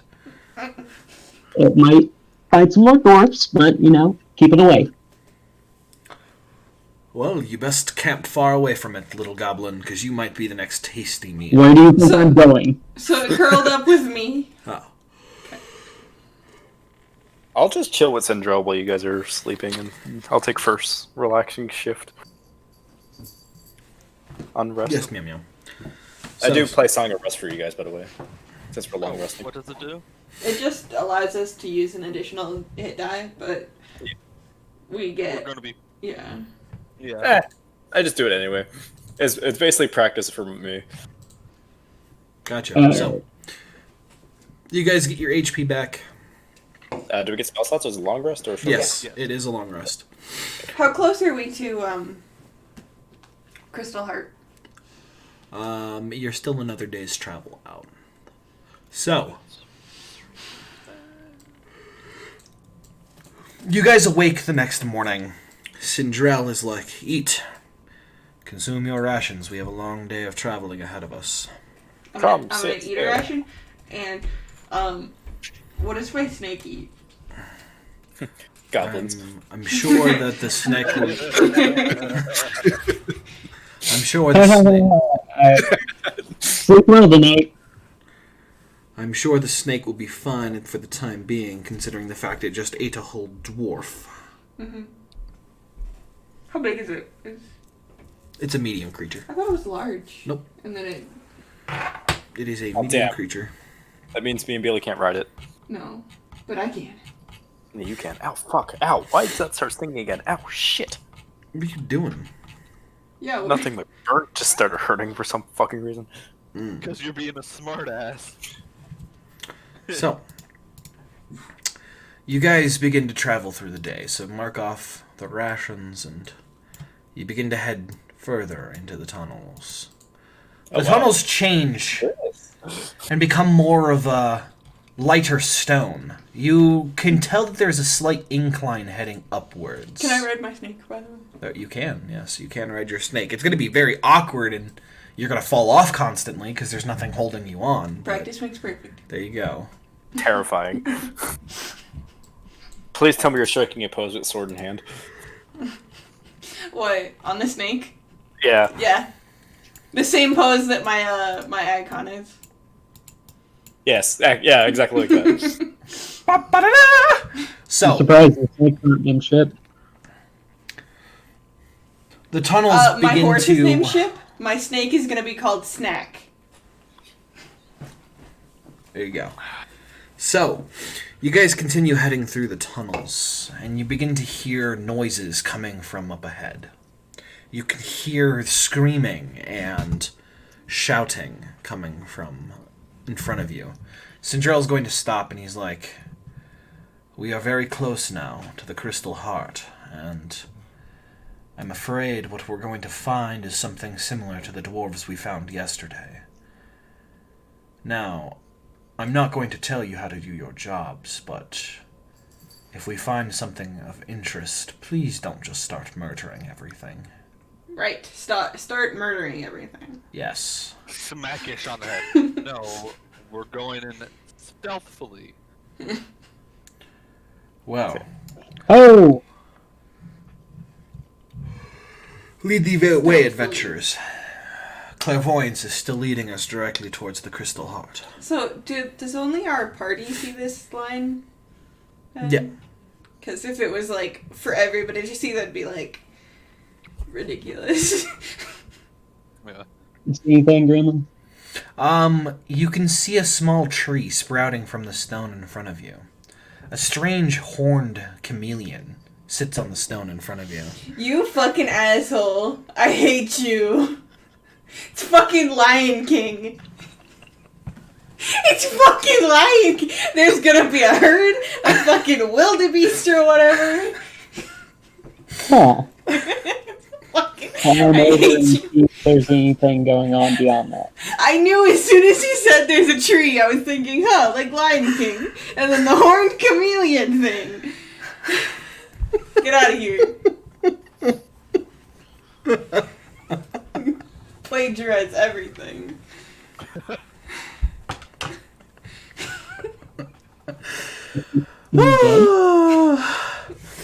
You step onto the stone. Nothing happens. The chameleon begins to slowly walk away from you, however. So if I go up and roar at it, Is that what you want to do? no. Okay. Okay. So, what would you guys like to do? Zach I don't has see walked anything. forward. No. Then No, give me a second to look at that perception. Oh, Jesus Christ. That's some funny shit. So, you can tell that you are directly underneath a roosting flock of bats. What is a lot of bats called? Hang on, I know this. Hang on, fuck. Oh. No, I don't remember. There is a cauldron of bats above you. God Right, damn it! fuck, I didn't know it. God damn it. God damn it, Forrest! You beat me by a fucking second. shh, be quiet. Let's go back and tell what. Look up. You see this? How far up are they? They're about 20, 25 feet. Like, just... Yep, they're all hanging from the ceiling. There's a crap ton of them. Can I pick up the lizard? Yeah. Okay, I'm gonna pick it up. Gotcha. Put it in my backpack. You put the lizard inside your backpack. God damn it. I'm gonna walk back to the party then. Okay.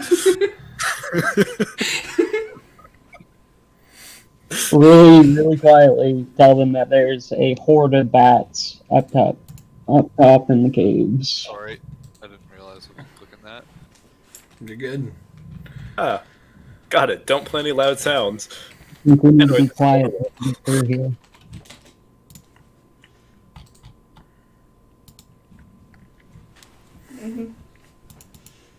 So, what would you guys like to do? I'm gonna stealth now, noticing there's a fuck ton of bats above us. Yeah. Okay. I asked Indra, can he stealthily get through this area or not? Yes, I can make myself not here as he slowly fades from view. So I have a question. If I ride on my snake, does the snake have to stealth and I don't, or do we both? To be have fair, yeah, stealth? snakes are like known to be quiet. Yeah, it'll have to stealth. But do I have to stealth on top of the snake? No. Okay. Well, it's useless because it has a really pretty shitty dex. Okay, so the best course of action, I think, is not to wake those things up. Let's move forward. Okie dokie. What? What? I finally put my fiddle away then. Okay, you put your fiddle away. You guys can begin to move forward. Let's go and move at the slowest pace possible. I don't want any noise, So- literally. We're moving at half speed now anyway, because we're all stealthed. Let me see. Slower than that. And I'm going to be using passive perception to see if there's anything that could be a problem the entire time. Okay. Man, if only I was traveling alone. I can move stealthily at a normal pace. Yeah. Damn shame. I'm not gonna climb on my snake this time because, you know, Tiny Brain actually made the connection between falling off and loud noises, so I'm not gonna fall off. Can I just pick up Ish? Yeah.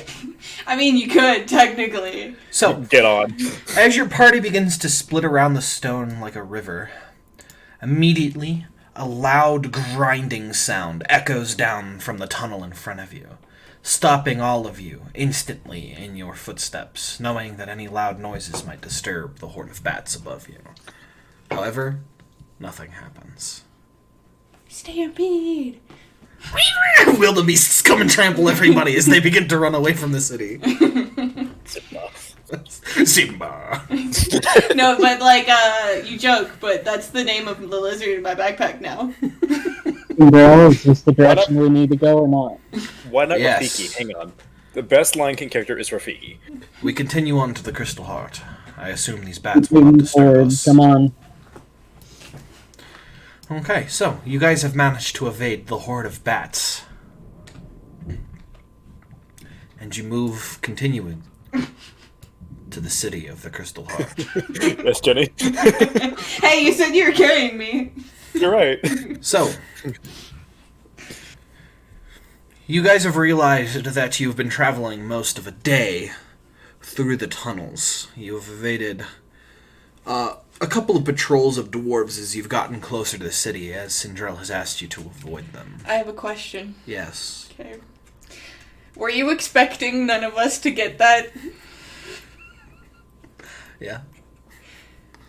Or I think what I was expecting more was that you guys wouldn't expect me to toss wildebeests down here and to just play Wait, is along. it actually wildebeest? It's not wildebeests. It's bats. That's bats. But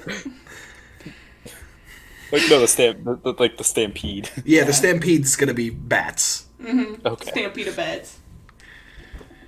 but it's okay. Because you could avoid the wildebeest by like climbing up on a rock. You can't avoid the bats. Can't I mean- The avoid word bats. was very traumatic for me because it brought me back to those Zubat days in Pokemon, so you got me. Good. I So mean, many bats. can you escape wildebeest though? Like, I mean, have to never just have to Zubat. So Mufasa. You can escape wildebeest. Like Mufasa Yeah. couldn't. no, because he was dropped in the middle of them. Like wildebeest will travel the path of least resistance. Over a lion. That's least resistance. If going over another wildebeest kills the wildebeest. Yeah, Nathan, you think wildebeest are gonna run headlong into fire as well? Yeah. No. Headstrong, I take on anything. Okay, so you guys have approached the city, and Sindrel has brought you off onto the outskirts. The gates are left wide open, and there are no guards at the main door. Oh, that You've doesn't sound entered, and you guys begin to see a massacre. Dwarven bodies line the streets, some of them with wounds, basically looks like axes embedded in them. Severe cuts. Like their own axes, or Axes from... It looks like, in several places, there's two sides of the conflict. One side fighting the other, and they killed each other. In So other Civil places of the city, it looks like a few of the dwarves have been burned to a crisp. Oh, shit. Their burnt husks remain smoldering in the corner. And the few groups that you have passed, there's two different groups that you've passed so far. A few of them wielding axes and basically patrolling in groups of 3, and another group of dwarves carrying lanterns, or not lanterns, but torches, and hand axes, and they travel in groups of 2. The entire time, Sindrel is basically ushering you in and out of buildings, trying to avoid. As he's like, this is too many to take on. There are still a lot of dwarves, and if we spend our entire time trying to knock them out, we won't be able to get through them all. We should rest for the night, and we should find our way towards the heart of this issue. And I have got a nasty, sinking feeling it is going to be the throne room. yeah, because Crystal Throne. Yeah, that'll actually come in handy as you guys manage to The city seekers. go throughout the city. Does that mean you'd be able to find us a safe place to rest? Yep. So you guys you're will right. be able to rest with no issues. You guys basically go throughout the night, and you guys can hear screaming, shouting, and battle happening throughout the city. Throughout the night. Every Man, I time... really wish there was some ports so we could be useful. Hey, Jenny. Wait, what? I really wish there was some ports so we could be useful, huh? There will be. Later. Maybe. Hopefully. I'm getting land sick here. Everything's completely underground. Yeah. I mean, there are underground oceans. There are. Ocean, I think. So, one ocean. you guys awake the next day to the sounds of shouting very close by. Sindrel can keeps I- you silent. Yeah, let's say stealth. Yeah, you're good. I guess we should re-roll stealth, huh? So, Or survival. Hey! Okay. I am the bird. I am the stealthiest. So the people with the two highest dexterities in the group rolled the lowest. nice. So, Shit, you're right. Yeah. as you guys are escorted through the city by Sindrel using clairvoyance to find his way, occasionally he'll stop and cast another spell. He'll stop you guys and will completely 180 direction and head a different direction. It takes you guys most of the day traveling through the city before you find yourself in what Sindrel calls the Vault of Kings. It is a very large amphitheater-like area leading to two large stone doors that are currently closed. You guys, as you begin to approach it, see two insect-like creatures currently consuming two empty dwarven suits of plate armor, basically flanking the door. And you hear a group of dwarves off to your right, speaking to each other.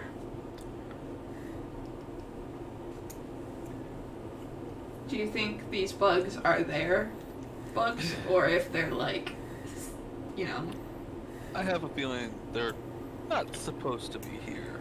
the bugs? Probably not. Sindrel's going to go, no, they are not supposed to be here. Do you know what they are? Yes, they are rust monsters. Uh, Nasty creatures. Boy, these again. At least this I'm not a fucking warforged. Yeah. You guys are still quite a ways down the tunnel. You're not actually where you're at, but this is the only part of the map that there was, so. Also, I can see into there through the doors. That's fine. Maybe we could, like, Um, make a fight noise. them, like, yeah, like shove the dwarves off in a different direction, and then just take on the monsters. Or we could make a noise and try to lead the dwarves to the rust monsters. Because if they're wearing any metal or have any metal on them. Fair, but I think they'll try to aid each other. I just have this feeling that they're a part of the problem that the two cities have had.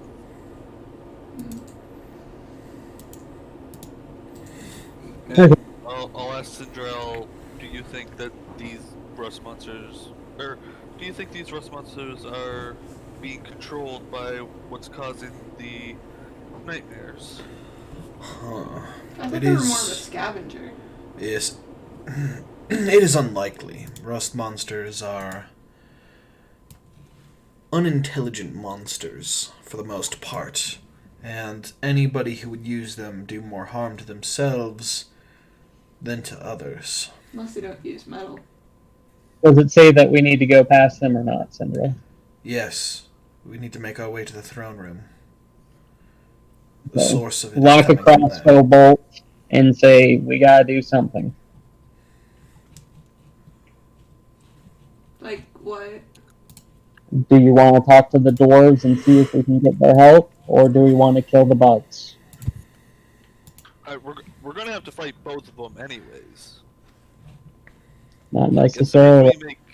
as soon as we make a noise to these rust monsters, I don't think there's going to be any kind of talking between the dwarves. As long as we knock them out, I think we should be fine. But Actually, I have an idea. Can I Yes. disguise? Can I disguise myself as one of the dwarves and point out the rust monsters? Sure. Okay, I do that. Okay. You cast Disguise Self. You begin to approach the dwarves. What would you like to do?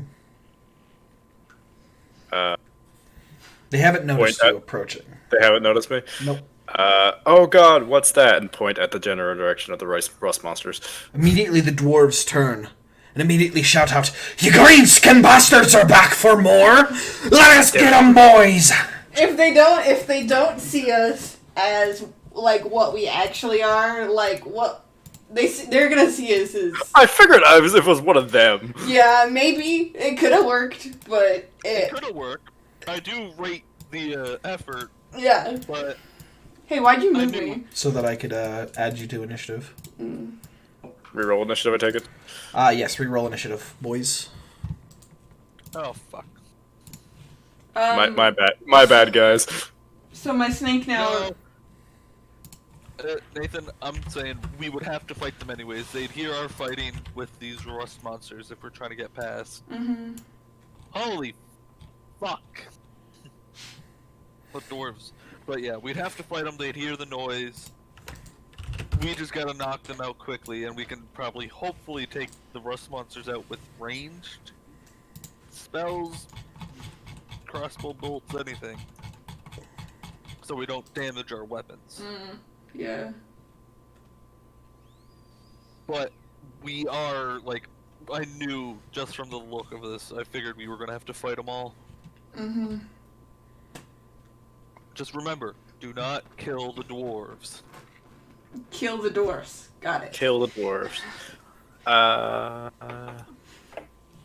Okay, so I'd like to keep the powerful wizard happy.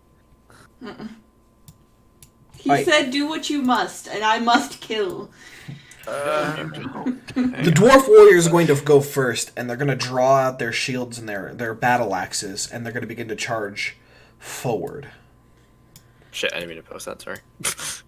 Thunderwave. Poof! So only one dwarf's going to manage to get to you guys, and he's going to make an attack against Ondariel here with a battle axe attack. So let's go here. Yep, and yep. He's going to miss. Oh, never mind then. You can use your reaction and take an opportunity attack. Oh no, Oh, he has to. I can just take a free opportunity again. Can I? No, he actually has to hit you first. Never mind. Oh. Yep, he actually has to hit you in order for you to use it. It hits me, yeah, okay. Zap. Okay. How close are you guys to me? I don't know. We're not that far. Yeah. 20 feet, maybe. So you're the only person who gets hit again. Of course. That's Of course great. it is. You can just move before his next turn, like. Yeah, so it's like a movement block if I had, and still hit them all three of them. Because, yeah, that's fine. Yeah, you can move. Zap. What would you like to do? Okay, so I have my If you attack. can range them out, that would be appreciated. I am going to range. I'm going to have my assassin mask on, Yep. and I'm going to launch a bolt at this dwarf. Which dwarf? I don't know why it won't let me click him. Are you on the? Hold left click. There you go. Yeah. So that dwarf back there. Okay. You know, you can change your color if you don't like it. What? The color. You hit, doing 10 points of damage. And the actual mask effect too, Yep. procs, I believe. Do a d6 point of poison damage. What is your mask's effect? I'd have to. Here, I'll find out.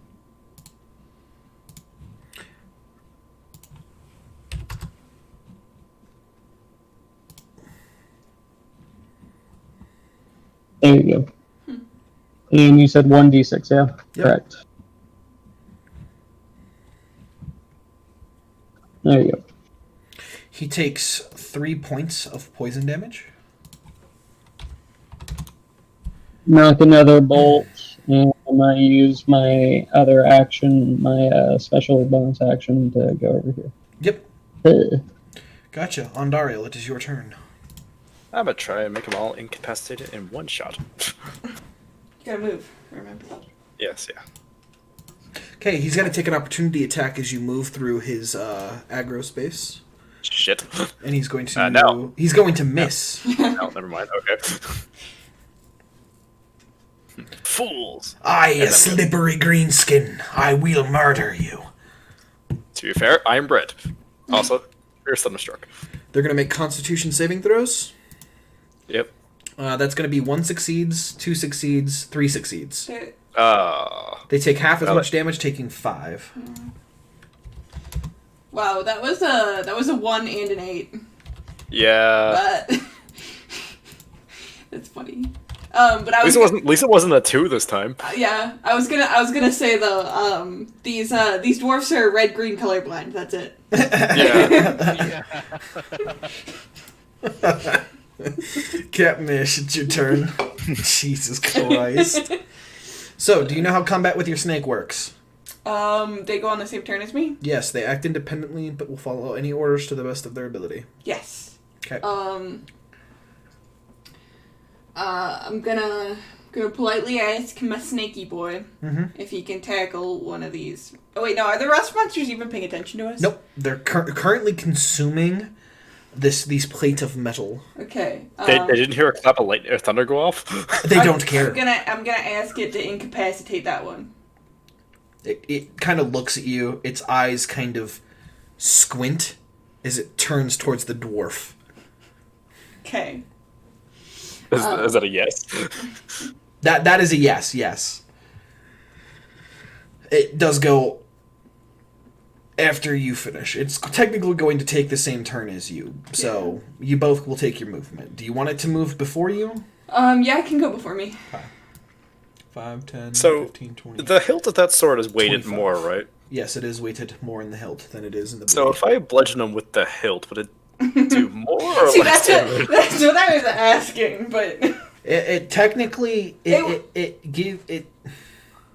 Because I don't want to stab them, because that would kill them, You but can hitting them in the head... Not lethal damage. It does. Yeah, Yeah, yeah. you can like- choose to do non-lethal damage, but yeah, it'll be a improvised weapon. Yeah, so it'd be 1d4. So it would only do 1d4 points of damage. And you can specify non-lethal damage. Gotcha. Okay. So the giant snake is going to move forward. It is going to make its bite attack. It's going to hit, doing a total of 3 points of damage to the dwarf in front of him. Ah! Cat miss. Okay, I Would like to rage. yes would like to, but I can't. I can just get angry, but I don't actually do anything. I'm just an angry lizard at that point.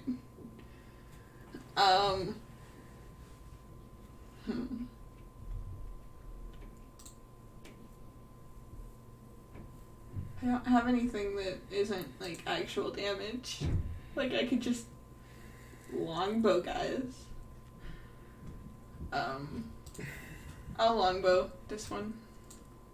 That one? Yeah. Yeah, you're going to hit, doing 8 points of damage. Oh, and I have an advantage technically, but Can you give your advantage to yourself, because you can just stand next to your snake? yes, I can. But I would have advantage anyway, so I'm just gonna roll again, see if I crit. But Mhm. I don't. Next is going to go ahead and be Garnet. I'm going to cast Chromatic Orb and twin it again, Yep. but in case I do crit, I don't want it to be lethal damage.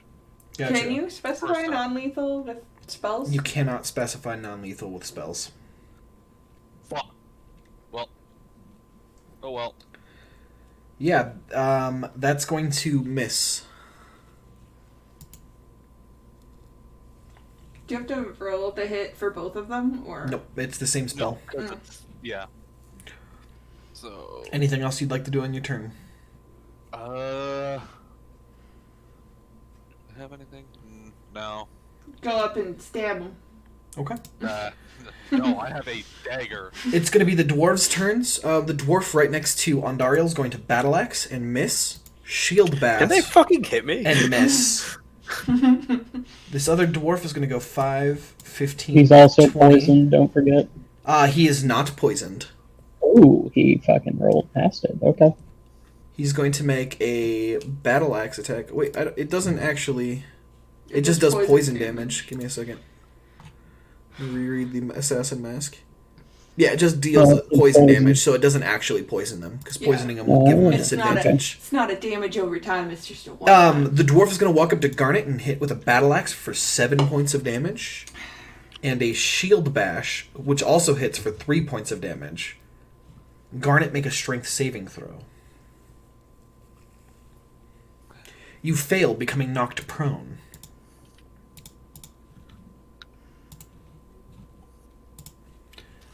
And you take 10, and then the dwarf warrior attacking the snake is going to hit with a battle axe for 6, doing 6 points of damage to the snake. Sneaky boy. And then it's going to be Zep. Okay. I am going to move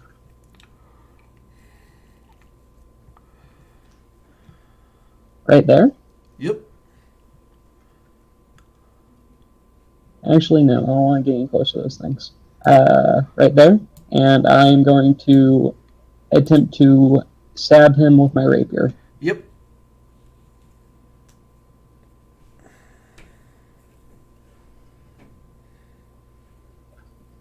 Ooh, dang. That's a miss. Okay, I'm going to take a disengage with my last. Yep. It is going to be on Dariel. I'm gonna try that again. Yep. Aha! God damn it! Okay, the dwarves are going to make con saves. Save. I'm trying to knock him against the wall to fucking save. Does my snake technically have to? Yes, it does, and it is Oh, going shit, to sorry. fail as well. Oh, it took a long rest so it gets its full HP back. It does, and it is now unconscious. Shit. Wait, did it? It failed. It failed. Well, how but did it- also how took did it- damage from It took the 9 dwarf. damage, and then it took Oh, from the damage from the dwarf? dwarf. Yeah. Okay. So this dwarf succeeded, which takes 5 damage in front of the Should snake. I be rolling for my snake? Because No, I've got the creature's thing open here in front of me. what I do too. Well, I may have just blown your snake's ass out of the water too, because now it's 10 feet away. Yeah. Yeah, it's gonna be here off the map, but I'll leave it here. This dwarf succeeded. This dwarf failed in front of you. He's gonna take 9 points of damage, and he's gonna get pushed here. And this dwarf succeeds, taking 5 points of damage. And then it is going to be the giant snake, who is unconscious. So, can my snake be pushed back over here then? No, he gets pushed away from the source of the damage, which is going to be I mean, yeah. in. I guess that angle's a bit weird. Yeah, this. is. It would be in I this would say direction. This direction. Like, Yeah. give it like. So the way your spell's coming from, it's coming from this direction to hit the snake. So it's going to go off into this direction.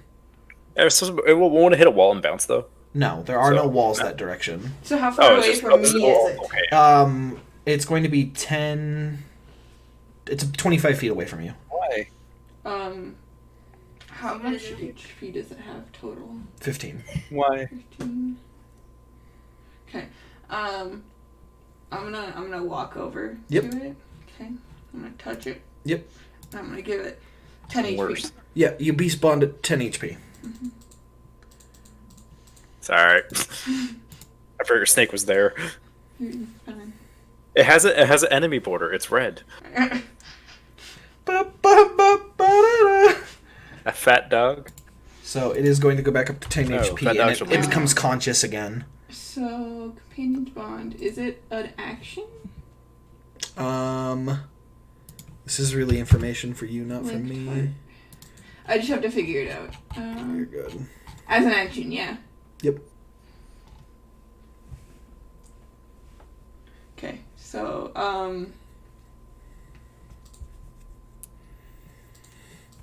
I don't have anything else I Okay. can do. The snake, it's going to look towards you expectingly as it begins to look back towards the dwarf. Don't. I guess continue. Yep. Trying So to it's going to pass slither it back on. up, and it's going to attempt to bite the dwarf. He's going to hit, doing a total of 4 points of damage to the dwarf. Next is going to be Garnet.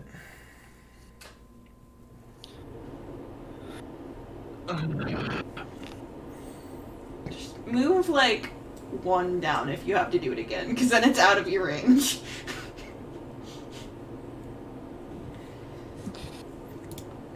I don't. If I mean, I could get up, but if I try to move away, it's an opportunity attack. You already fucked me up. You could just forfeit your turn, disengage. If we don't want to get hit. You can take a Yeah. disengage action while being prone. You have to use half your movement speed to get up, then you'd be able to use the other half. But that's still 15 feet. Yeah, that gets me right there. Yeah, or between Zap and Sorcerer. Yeah.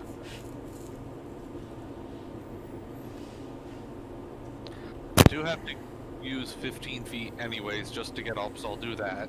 Yep. I'll stop blowing. I'll stop blowing people back.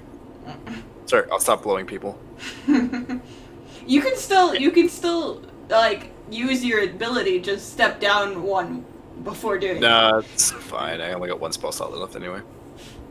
Yeah, save it You for know, we heals. had our full spell slots back, right? Yep, I disguise self and I thunder wave it twice now. Oh yeah, yeah. I forgot about this guy still.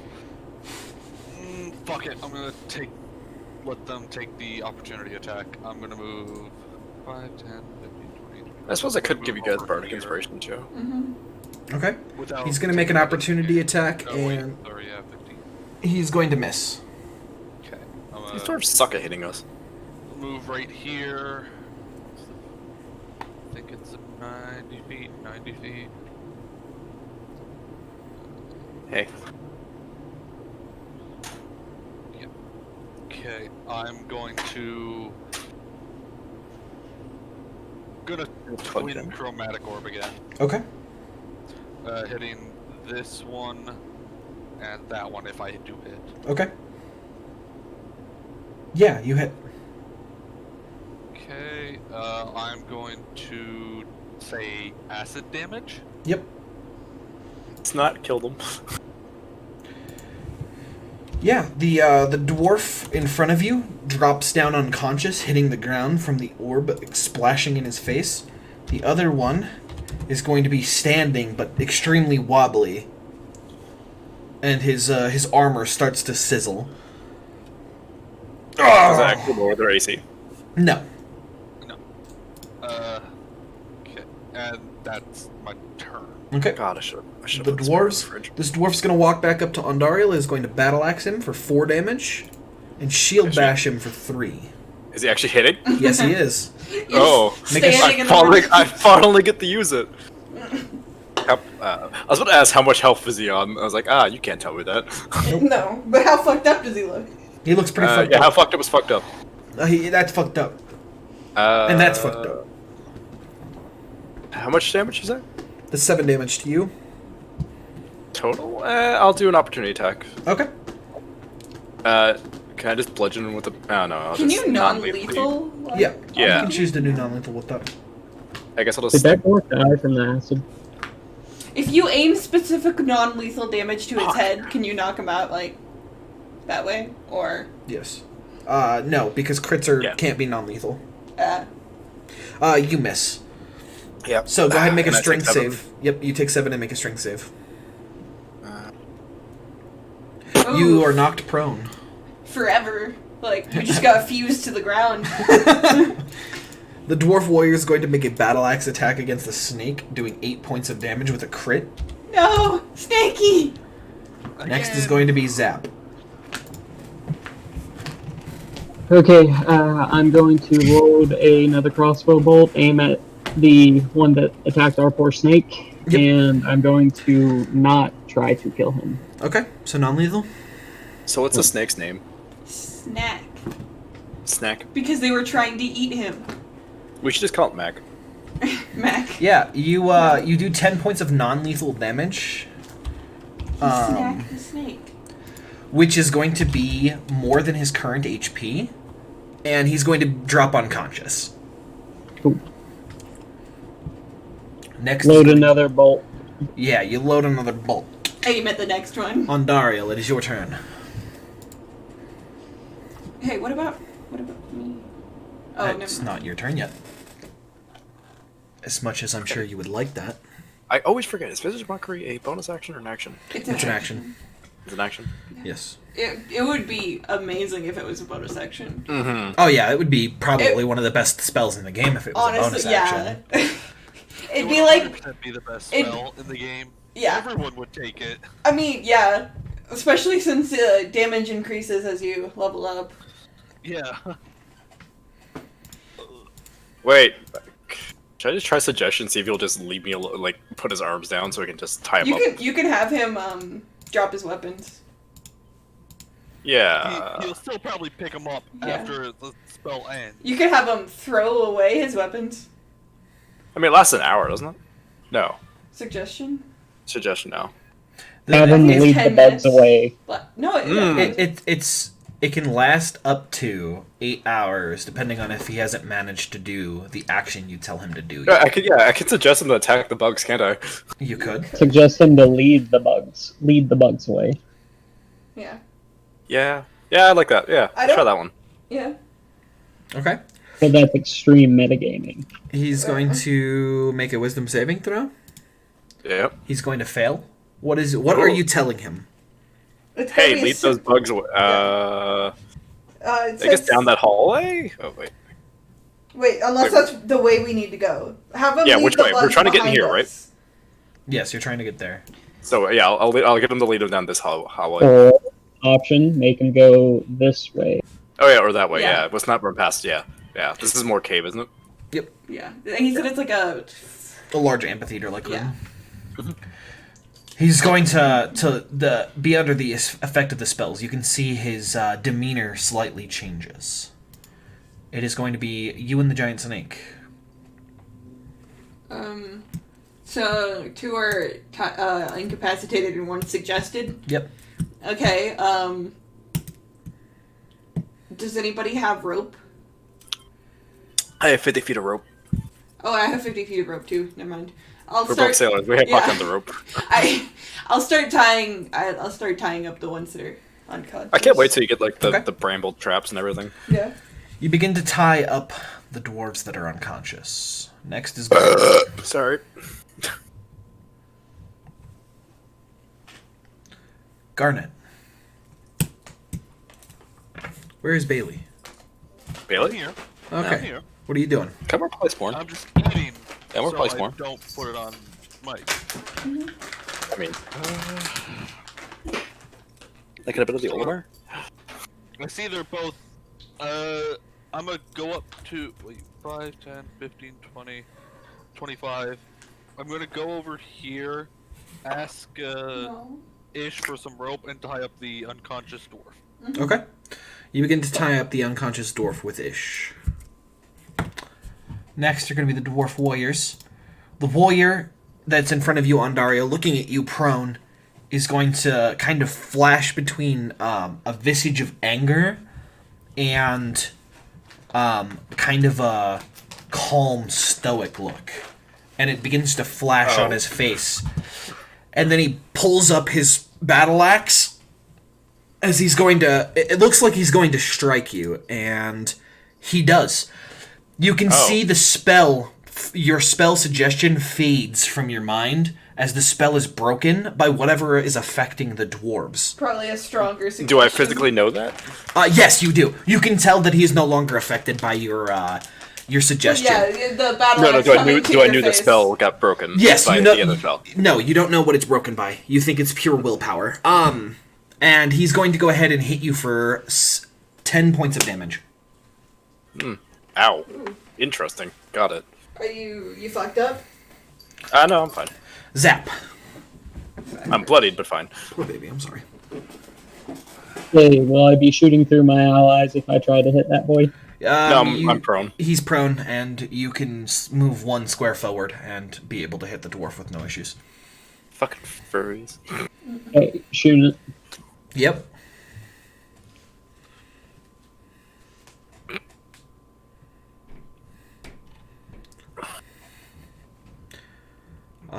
Yeah, that's gonna hit for 11 points of damage. You specifying non-lethal?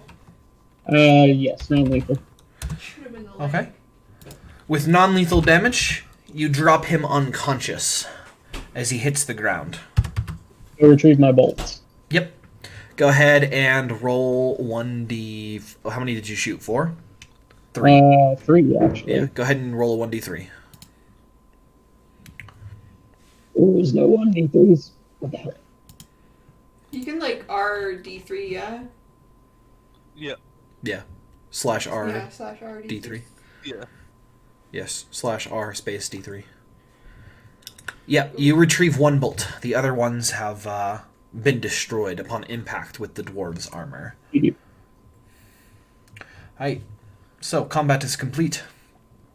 Well, at least with The them. dwarves are now tied up, and you can see the rust monster still eating away at the armor that How flanks much- the door. How much rope does it take to tie up? Not very much if you want to chop it. Do I want to chop it? I'm going to explore down here. Where should we put these? Let's explore down this tunnel real quick over here. Nathan? Yep. Don't forget, sorry, this is not in character. Don't forget about the screenshots for Lab 1. I Server. already sent that in. So, Ondariel's going to be like Zap, we don't have the time to explore other tunnels. We need to make it past these creatures here and into the... Where Throne should we room. put the dwarfs? Put them over in the corner over there. They'll be I fine. have. Do we need If to we tie get them up all or, the like, armor hold from the dwarves and put Keep it them in the tied up. corner, can we leave? I do not know if I'll be able to alleviate the effect on their minds right away. We'll find out when we get in the throne room. How much rope would I have to chop off then? About 5 feet per probably person. We can 5 probably feet, keep them all what? bound together. 5 feet by person. 5 feet per person. I don't want to. I don't All want to. 50 to tie them all up Yeah. in one circle. Yeah, But I mean, I don't want to lose out on 50 rope. fair. Okay, I have a way to potentially not fight these monsters. I will tie them up using my not silk rope because I have a silk rope and a not silk rope.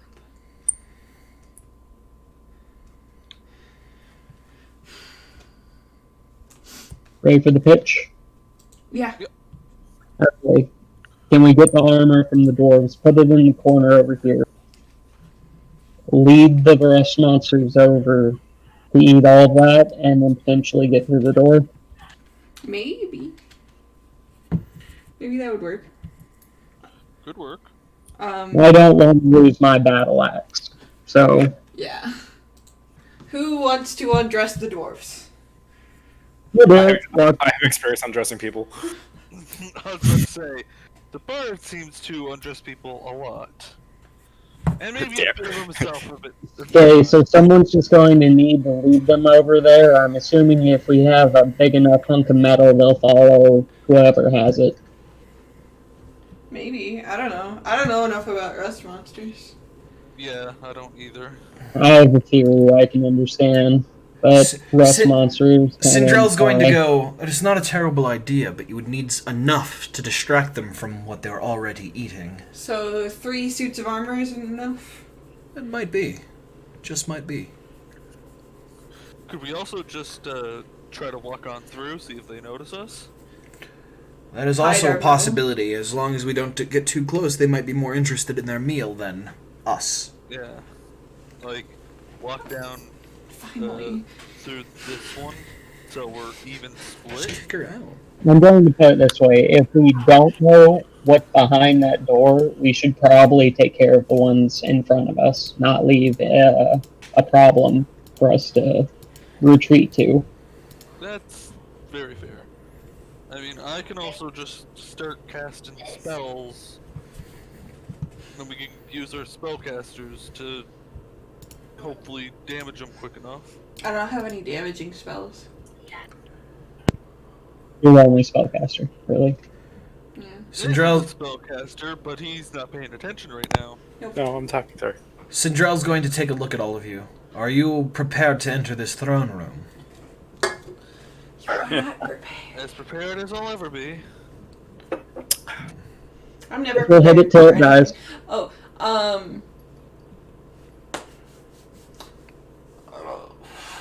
we have no way of healing, do we? I have one spell slot left. I thought you used We that don't know what's suggestion. beyond the gate. We Yeah, should take. suggestion's my second level. Oh. Yeah, I'm gonna start undressing the dwarves and getting all their armor. I'm assuming it's plate. Anything specific? They're wearing chainmail. Chain. What about their weapons? Their battle axes made out of metal, and they've got shields with that are primarily made out of metal. So all of them. Yep. So a good snack for rust monsters. I mean, that would occupy them for a bit. Okay, start transporting them out as fast as I can over to this corner. Okay. Yeah. How long does my thing take For what? for making healing stuff? 30 minutes 30 minutes? during a short rest. How? Yeah, we can't short rest here. There's nothing I- stopping you. There's nothing stopping us, but I also believe we shouldn't. If I mean, they're eating right now, so let's get them while they're eating. yeah. Mm-hmm. So, Okay, so no one's helping me with this, so I don't know how long it's actually going to take. I'll help you. okay, yeah, it's going to take you about 10 minutes to doff the gear from the dwarves since they're unconscious and unable to assist in taking off their own armor. By the time that you've managed to accumulate almost 2.5 people's worth of armor, the nearest rust monster turns its attention from what it's consuming and begins to head towards it. Okay, so now And we just need to Just start throwing it away. Like, pitching it away from them. we can probably sneak through now. Yeah. I mean, that's one of them. But Yeah. then are these dwarves will... I don't know if the rust monster will kill the dwarves, because there's still one with full armor on. I'm Yeah. going to stealth and move towards the door as quiet as possible and see if there's a way to get through it. Okay. As you begin to approach the door as quiet as possible, you begin to hear the sound of grinding. Okay, I'm gonna roll investigation, just try to figure out what the hell's going on. They're living pieces of armor. Yes, they are. Yeah. You begin to see what remains of the suits of plate begin to move in very jerky movements, as a decent chunk of them have been rusted away. Chunks of certain parts of it are missing. Wherever the antenna of the rust monsters touch, a swath of the metal just turned to rust So they completely. eat it with their antenna, or they turn it to rust and then eat the rest? They turn it to rust and then eat the rust. And the two plates of metal begin to look towards you, Zap, as you stand there. Okay, so initiative or no? They're going to be added to the initiative, but you guys already have initiative. Damn it. Okay, I'm going to move over by the rust monster at this point. You're like, rest monster, protect me. Over here mainly, try to get kinda away Nope. from it, and then Keep yourself there, top of the initiative count. Oh, sorry, Zap, you're actually first, so yeah, you can move there. and then stealth. Yep. And I'm going to Is then prepare action to attack anything that comes at me with my great axe. Is this rust monster at all, like, upset that his meal started moving? Nope. He's currently eating rust off the floor from his last, thing of touching the suit and it turning to rust. So And he's he's just just, yeah, he's just. Shouldn't the suits be at least a little bit hurt? I know, right? There are missing chunks of them in different places. But, Because like, the health-wise, rust monsters, health-wise, no, they're perfectly fine. Rude. That's my stealth, by the way. Yep. Next is going to be Ondoriel.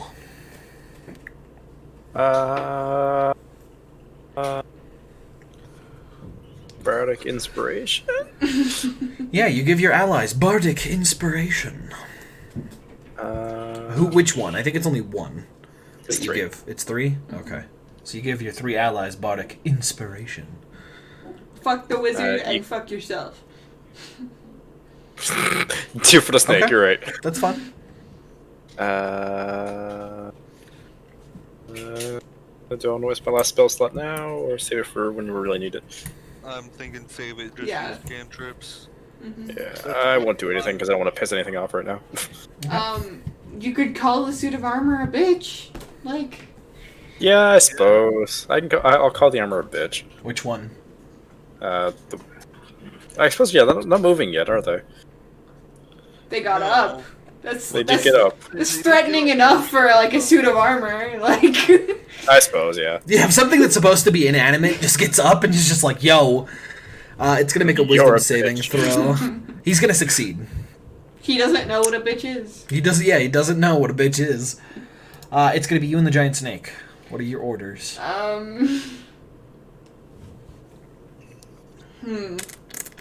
I'm thinking of, to be honest, I'm thinking of killing this rust monster over here because I don't want the dwarves to die.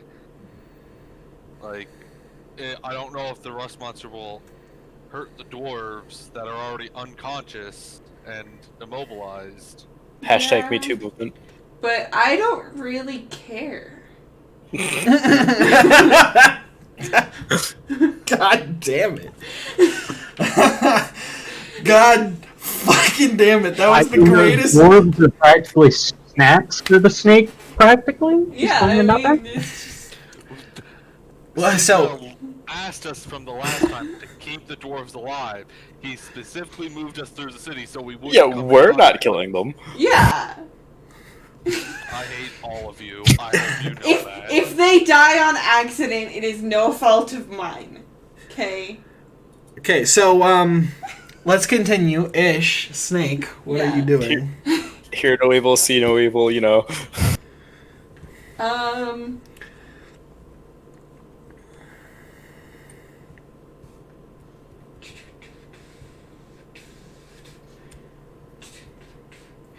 So my snake's almost dead. I can, Don't worry, Soul is your healer. yeah, I know, but I could share my HP with my snake. I can't share it with you. Wait, do you just have your own health?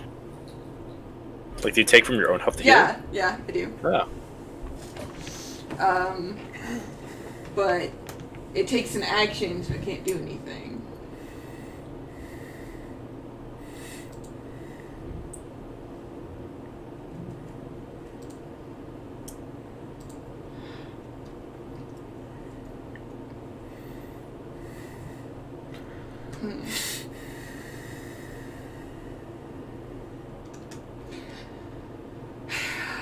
I guess I'll give it some health. Okay, how much? I'm planning on staying in the back burners for this one, so I'll give it 15. No, it only has 15. I'll give it all of its health. So you'll give it Just 13 more? 13. Yeah. Gotcha, you go down to 6. The snake restores to full HP. It looks at you expectingly. What is its orders? Execute Order 66. Can I ask it to prepare to attack to go here and prepare to attack this if it attacks Zep? Yep. It moves forward, and it coils next to Zap. I realize you're afraid of the snake, but he's there to help. Garnet, it is your turn. I'm just going to cast Firebolt on this rust monster over here. Yeah, you have advantage as it is currently distracted consuming its food.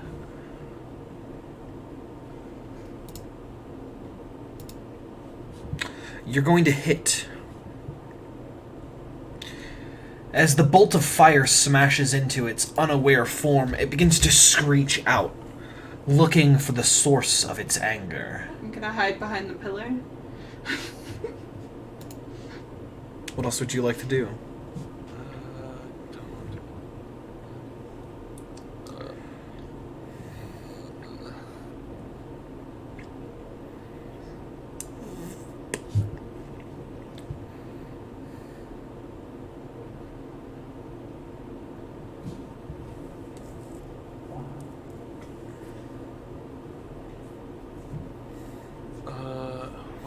It's flexible casting, sorry.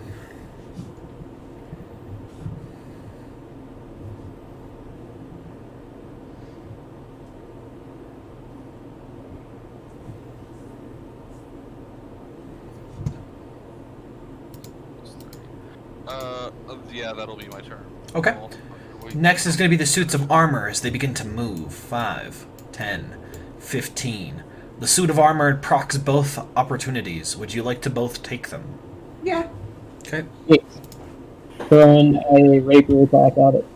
Gotcha. The snake does 2 points of damage. Yeah, I guess a snake can't really poison the pseudo armor, huh? No. Question, if I'm in stealth, does that prop sneak attack too, technically? No, it can see you.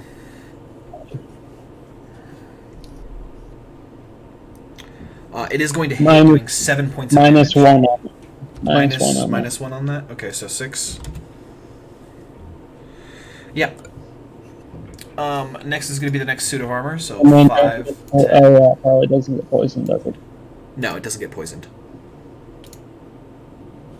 10, 15, 20, 25. So both of the suits approach both Zap and the snake, and they're both going to make slam attacks. One against Zap, one against the snake. My AC is currently 14. Yep. It's going to miss, and then the snake, it's going to hit for 1 point of bludgeoning damage. Rude. And that will be the end of their turn. Hey, Zap. we have to see if we have some perception.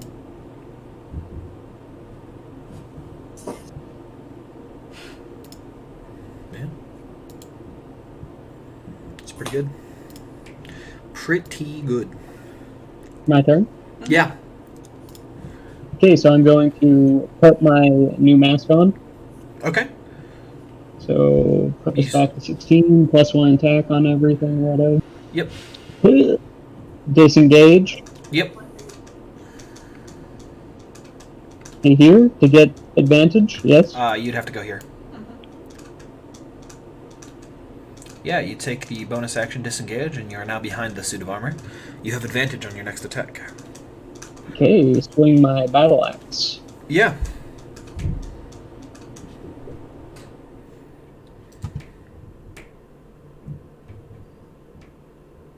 Yeah, it hits, doing 12 points of damage. Plus sneak attack.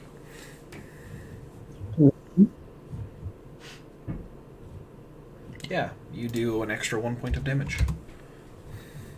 So if I'm behind them, I immediately am able to do sneak. You're It's flanking. flanking. If you have advantage, you can do. Sneak attack. Yeah, Gotcha. as long as you have advantage, you get sneak attack. On Dariel. That's my turn. Andario. Call pseudo armor a bitch. Which suit? The one that's. Oh, I'm supposed to both hitting your snake now. I'll get the one pinching between you guys. Yep. It's going to make a wisdom saving throw. It's going to fail. He now knows what a bitch is. He has learned It was his ways. his mother. It was his mother. Thinks of dwarf that crafted the armor. Exactly. Mama. So, next is going to be the giant snake, whose orders is attack the one that attacked Zap, which is still this one. He's going to hit. Wait a second. No, it is going to miss, and it is going to be Eesh. Okay. Why'd you say it like that? I'm gonna hunters mark this one, That one? Yeah, you're gonna hunter's mark that one. Boop. and then I'm gonna longbow. Yeah, you're gonna longbow with advantage. It's going to miss. Damn. And then I'm gonna tell my snake to attack that one. It hears you and it obeys. Garnet. Yeah. I'm gonna have to use the bathroom right quick. Whoa. You're good. I'm going to. Yeah. I'm gonna do twin chromatic orb again, hitting Yeah. this and the rust monster. Of course. Yeah. And Oh, that will be shit, your that last wasn't- sorcery point, and it won't be with advantage, but you do hit the rust monster you said you were going after? Yes. Well, and the one in between Zap Yep. and the snake. That's fine. It does hit the rust monster, and it'll also hit the animated armor with the Okay, regular attack. I'm going to say acid damage. Yeah. What types of damage do you have for that? Give me a second. No acid and frost so far. I'm assuming fire as well. Acid, cold, fire, lightning, poison, thunder. So, the damage to the one being pincered is enough to kill it, as the suit of armor collapses into a pile of hissing, rusted metal. And now melting. Yeah. Can I, does the snake...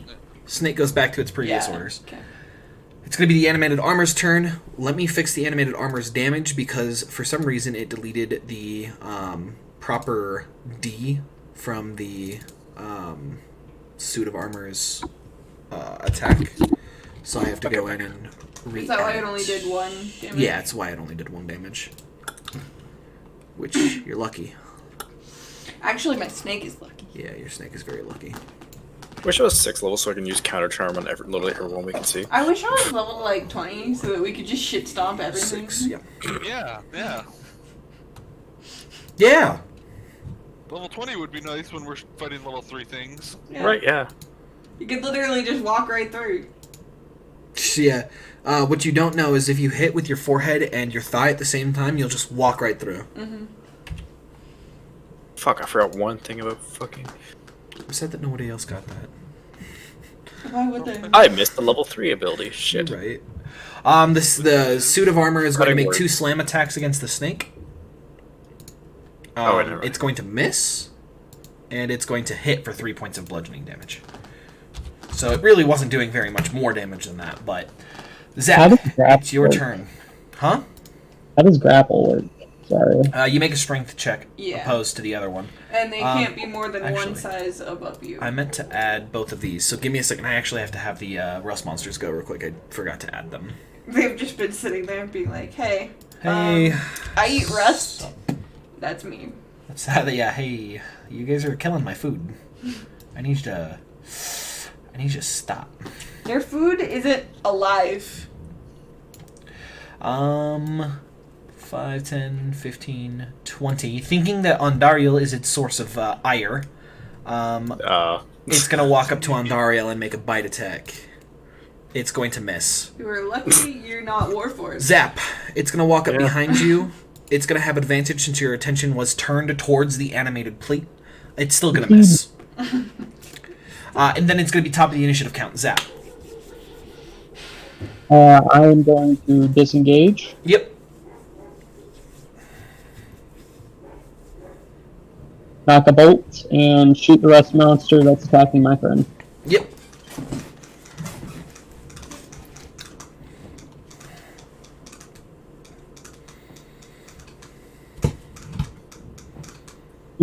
Ooh. That's nice. Yeah, the bolt is Oh. gone forever, but the creature is dead. Bolt is gone forever. I like that explanation. Yeah, no. Whenever Not only you did the bolt explode on impact, it also exploded the creature into many, many chunks. yeah, no, it absolutely did a murder on that rust monster, man. It's gonna be the rust I'm gonna monster's need a turn. good bonus for all these bolts I'm losing. Wait, it wouldn't go after my snake. It has no metal. What? So it's a creature that it like the first thing it's worrying about is something attacking it. But it's not attacking At the moment, sure, but it's smart enough to know with a 2 intelligence you. Rude. that you are enemies and that it Rude. must bite. It's gonna miss Okay. on Dario. That rust monster is a bitch. That rust monster's a bitch. Aye. He succeeds, looking at you as you are now the attention of its ire. Giant snake is going to go off of its last orders. It's going to make a bite attack against the suit of armor. It's going to hit, doing 2 points of damage. Hiya! They're just like trading 3 points of damage. Except the animated plate has more HP. Yeah, I know, right? Catmish. I will longbow him, and I get advantage. So. Longbow the suit Yeah, for 10 points. the one with my mark on it. Yep. Like, why would I longbow anything else? There's a rust monster that you were so worried about. And another 5 points. Yeah. Yep. The suit of armor is barely hanging on as, you know, it's taken a lot of damage from the rust monsters. Garnet. Yeah, because, you know, I ain't shit. Rust monsters did on that.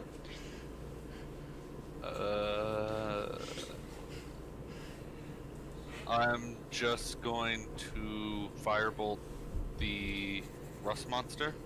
Yeah. Yeah. You are going to hit, I think. Give me a second. No, Oh. you miss. Okay, good thing it didn't roll, or never mind. It did. It was just like, oh, bitch. 10, 15, 20. Move over here. Yep. The animated armor is going to make a double slam attack against its hated enemy, the snake. Of course. Miss. Hit. For 7 points of damage. 7? Snake. Zap. Saki. That's a throwback. I'll go over, launch a bolt at the armor. Yep. Using Fury. Wait, no, Rust. You want to get the rust monster? Gotcha. No, I'm hitting the armor. The armor? Okay. The armor takes 6 points of damage. It is barely hanging on at this point. You can see one of its arms falls off, and there's pretty much nothing holding the suit of armor together at this point. The rust monster is going to make a bite attack against Ondariel, giving the snake's turn to the other direction, so no. Yeah. Rust monster is going to miss against Ondariel. Ondariel. Haha, I'm unkillable with an extra 2 AC. I also need to reroll my d20 after this. I'm gonna see if I can call that fucking thing a bitch till it dies. Yeah, the animated armor is going to make a wisdom saving throw. It's going to fail, taking 4 points of damage, killing it. Cool. The suit of armor... Actually, is it psychic damage? Yeah, I think so. No? Yes. Sorry, it's immune to psychic damage. Because it Oh. has no brain. So it wouldn't have known it was a bitch. Yeah, the other one died regardless. It had enough HP to die with that last attack. And it's And now it's gonna- full HP. He's back. He's alive. Don't worry. Can I get a he's- redo on that one then? Yeah. No, you still cast the spell, but you now realize that your spell had no Yeah, but I effect already in the casted it first once place. on one when it worked. I know. You you're just good. thought you're it good. worked. You thought it worked. No, you're good. You calling him a bitch made him remember fondly the dwarf that made him, and he just got slightly sad. Right? Okay. Yeah, His no. mother was a hamster and his father smelled the elderberries then. Yep. Yes. So yeah, you know from your last attempt that it didn't affect the suit at all. Oh, okay, you're letting me redo it? Yep. Okay, yeah, I don't know, fucking... Rust monster. Yeah, Rust Monster, I'll call him a bitch instead. He makes the save. No. God damn, I knew I should have shot him. The snake's turn is going to make a bite attack against its last known ire, doing 2 points of damage. The suit of armor is almost dead. Rude.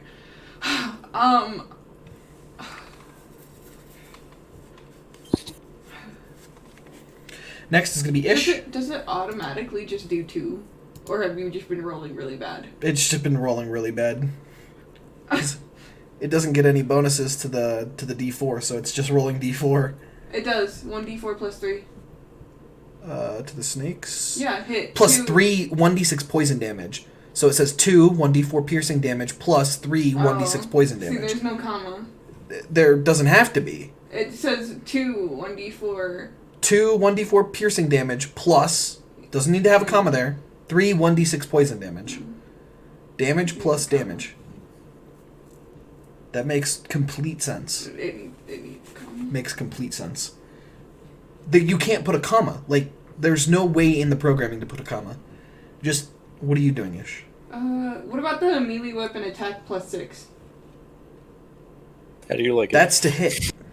I'm not the fucking. Melee weapon to hit plus 6. You have... I'm going to turn this off so only I can see this. There we go. Can you not? Then I need you to stop worrying. Everything is correct there. It is your turn-ish.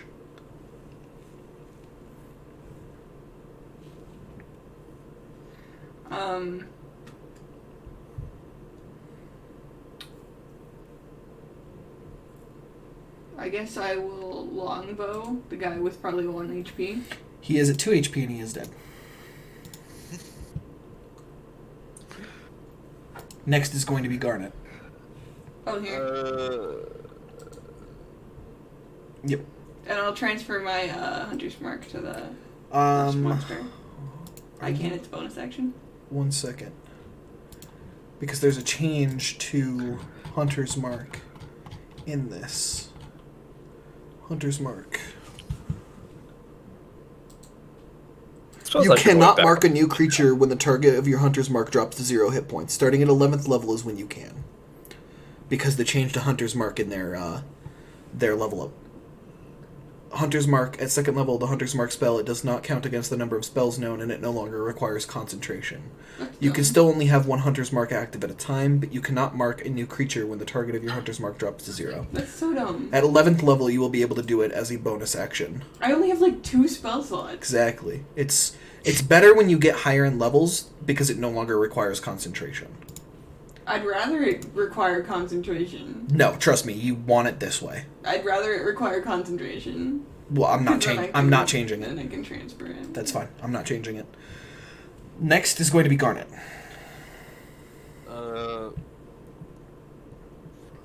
Fuck it. Firebolt the rust monster. Okay. That's going to miss. Zap.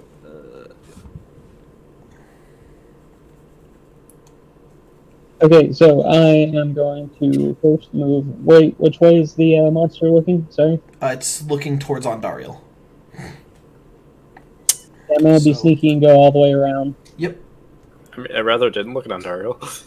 It is looking at Ondariel. You keep calling it a bitch.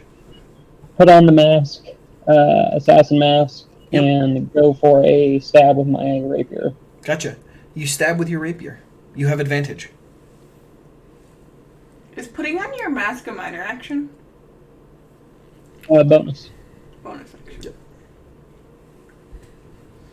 I should have rolled with advantage. I fucked that up. My bad. Yep. Too late though. Nope. Go ahead and roll with advantage. Okay. Oh. Okay. It is going to be 25, which hits for 11. Gotcha. Your weapon now takes a... And don't forget the poison too.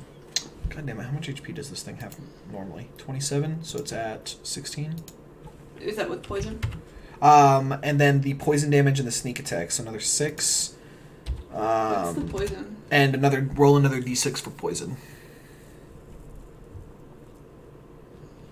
Takes another 5 points of damage. It is nearly dead, it is bloodied.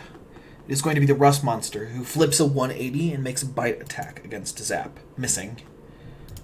Ondariel. I'm gonna call someone a bitch. Can you guess who it is? Me. You said the rapier is pretty much gone, yeah? So you have a -1 on your rapier. Gotcha. It is going to fail, taking 3 points of damage and nearly dying. And at disadvantage on attack, so the snake won't fucking die. Yep. So that's going to be disadvantage. I don't think it's attacking the snake, it's attacking Zap. The giant snake's going to make a bite attack against, oh wow, I'd use the wrong fucking wisdom save for the rust monster, but that's fine. It's going to go ahead and kill the rust monster. Man, you're just fucking up all my combat, aren't you? Yeah, damn straight. This is what you guys get.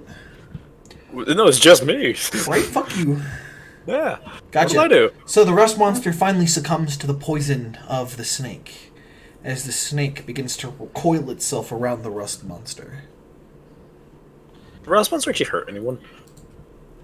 They can still cause damage to your weapons. No, did it hurt anyone this combat? No, I actually don't think anyone took damage except the snake. Snakey did. Hey, Snake's doing his job. Say we don't need a tank, we have Snake. Snake. He's pretty solid. Sindrell's still sitting there looking at his device as he's still casting a spell, and he looks up. Ah, I see you are finished. Can we get into the throne room now? Hopefully nothing else stops us. Take a moment to prepare, adventurers. I feel like there is something waiting on the other side of that door. There is. I heard noises. It sound like clanging. Do we have time? But wasn't that the suits? You have plenty of time. You said that I heard something inside the door, right? No, you I thought it heard was you heard the suits of armor. Can we take a Said short there was rest? something inside my door. Do we have time to take a short rest? Yes, do what is necessary, adventurers. I still have to have time to prepare the spell. I'm almost finished. Okay. You know what that means.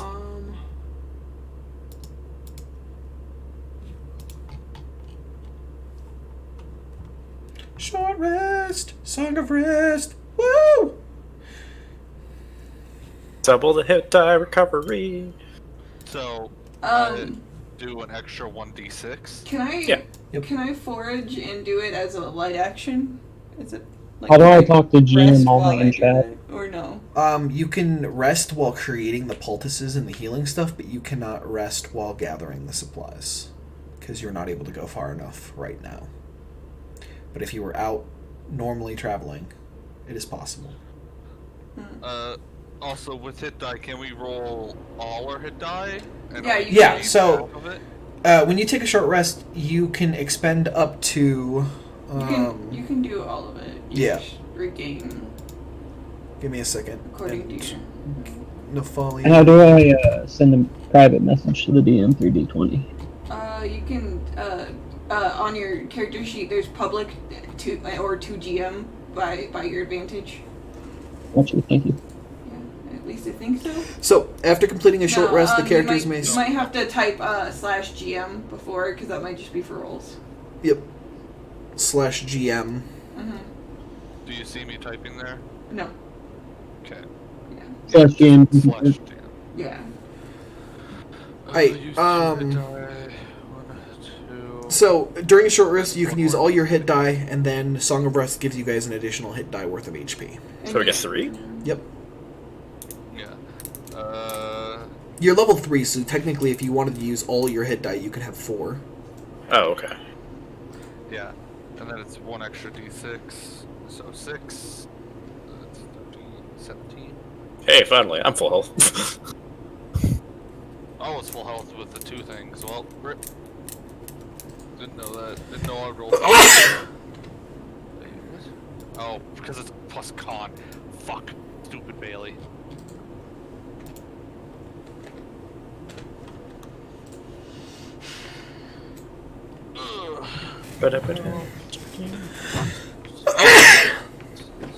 God damn it. Okay. So, you guys have prepped yourselves and have taken your short rest with your melodies to aid in the restorative processes. So it says gathering counts as an light activity for the purpose of resting. Yes, but you cannot do it here because there is nothing to gather. As I have just said, if you were not here, you would be able to do it, but you can't travel far enough away right now to gather it. So, Towards door. yes, you begin to head towards the doors, and the doors begin to automatically open, revealing the throne room before you. There's my stealth. What the hell? Why is it not allowing me to do that? Give me a second to reload Roll20, because Roll20 is having some problems right now. Yeah, it keeps on disconnecting me. Yeah, I think Roll20 is just having an issue today, but we'll try our best, finish this out. You guys are almost done anyways, so... When she gets back from the restroom, we will continue into the throne room.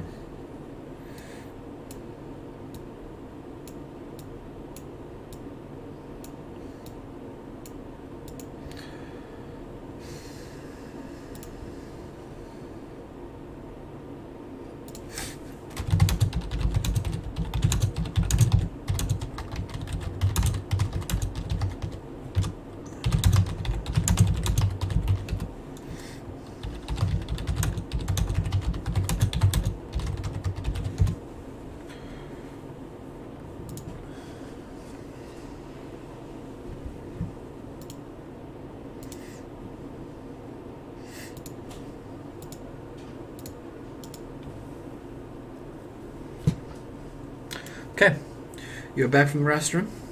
I'll just go ahead and finish.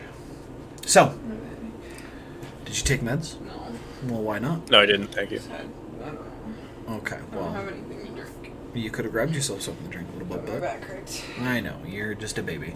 So, ladies and gentlemen, the doors of the throne room open before you. Immediately, you see what appears to It's me and be you. a dwarf with a head on fire, standing in the middle of the room, Does he emanating. have a flaming motorcycle next to him as well? He does, yes. Is his name Is he Nicolas also Cage? just Nick Cage? Yeah. He is just Nick Cage, you were right.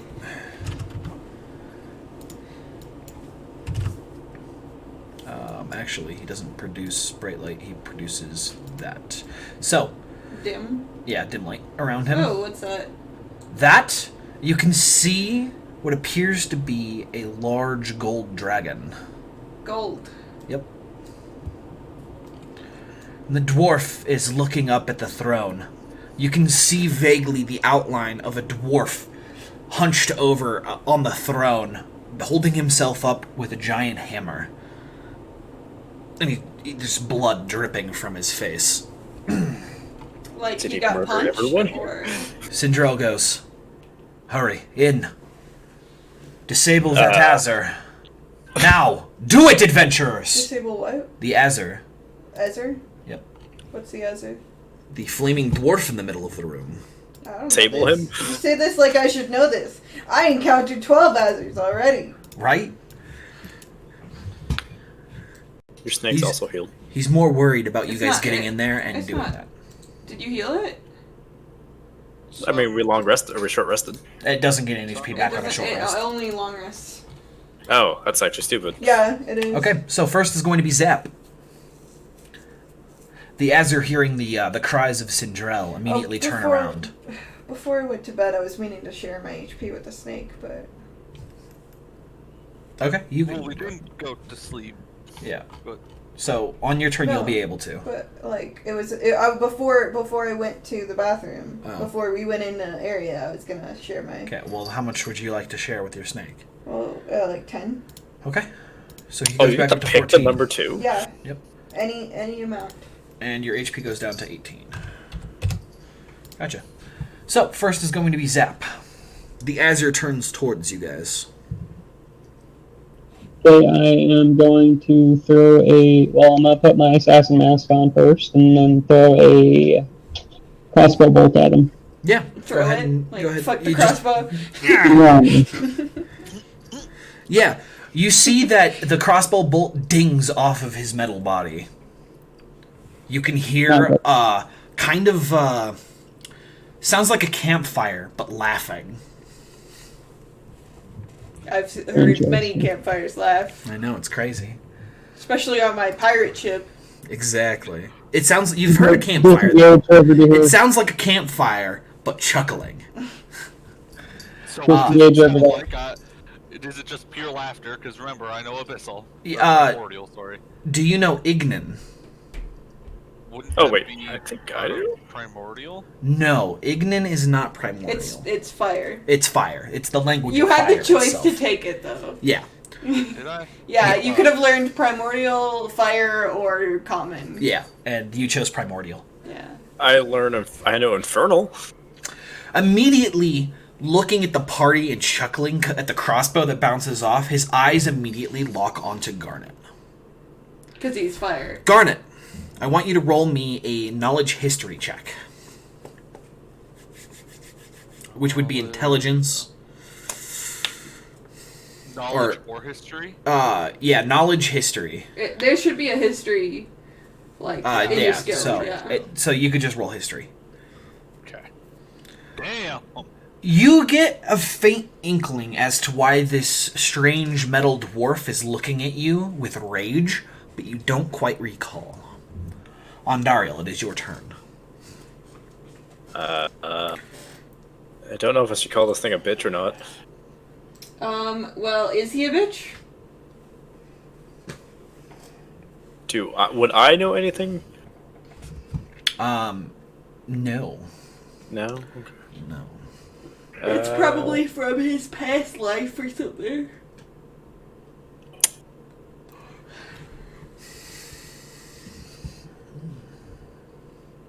Can I roll persuasion to ask it what it's doing? Sure. I couldn't learn the actual language that you said he speaks. I can only learn common or primordial. Ah. Yeah, well, he speaks Ignan, and what are you going to say? Oh, oops, didn't mean to do Stealing. that. Don't worry about that. What you doing? You can hear a deep, echoing voice come from the back of the chamber.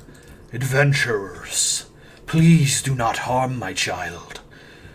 He is not in his right mind. What about his left? We can incapacitate him. Please, just do not end his existence. Works for us. So what are you doing on Dario? He's a bitch. He's a bitch. Copy. He fails, taking 3 points of damage. You look to the guy who was talking, and you're like, but he's a bitch. But he's a bitch. What are your commands there, Ish? Mine? Yes. Incapacitate? Uh, Get the snake a nice hug. Or get the snake to give him a nice hug. I mean, right? they're the same size, so, like, I could Snakes ask can't it. grapple? I could maybe. I don't know if it can grapple yet. You can tell it to grapple, it's just not going to be able to use Constrict until Yeah. level 11.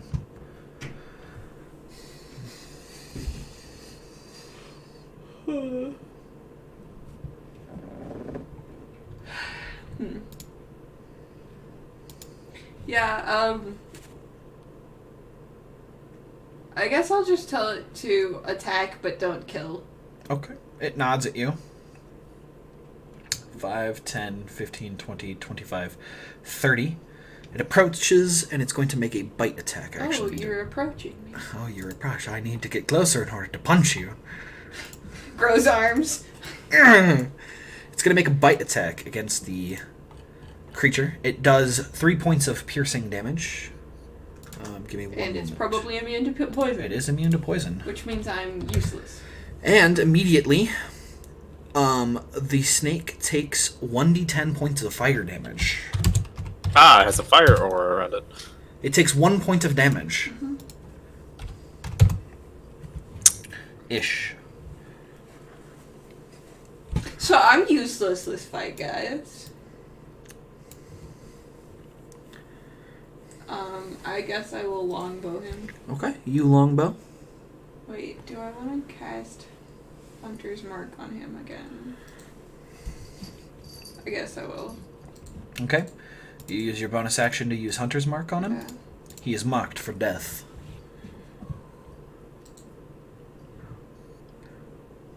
Yeah, you hit, doing 6 points of damage to the Azure.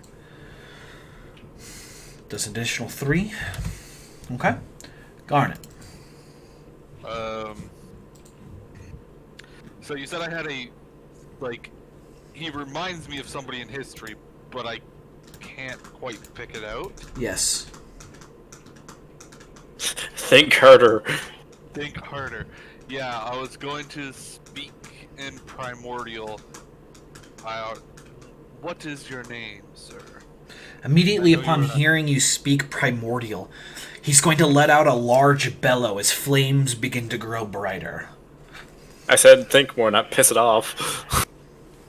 I was hoping he'd say something to jog my memory to think more. I mean, he's probably saying something. It's just, in fire. Yeah, and for some reason, a fire being can't learn fire, but Primordial. Mm-hmm. So, what else are you going to do, Garnet? You could learn fire. Just sit down with him, ask him to teach it to you. Yeah. Teach me fire. Can I quickly look back at Sindariel and say, shall we put him to sleep? He's definitely way higher level. No, I mean knock him out. I don't want to say knock him out. 'cause Yes. That'll anger him more. I would recommend. Shall we go night night? I would recommend incapacitating this Sleepy being. It is a very dangerous creature.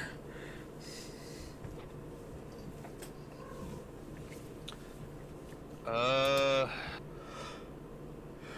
don't have any more of those. Yeah, I'm going to cast Chromatic Orb, Yeah. targeting him. Mm-hmm. Yeah, you're gonna hit. Nice. Crit. It's going to do thunder damage, Okay. or Or ice. Ice might be nice. I think it's cold, but I'm thinking lightning damage would just be better. Because let me choose fire. Well, he's probably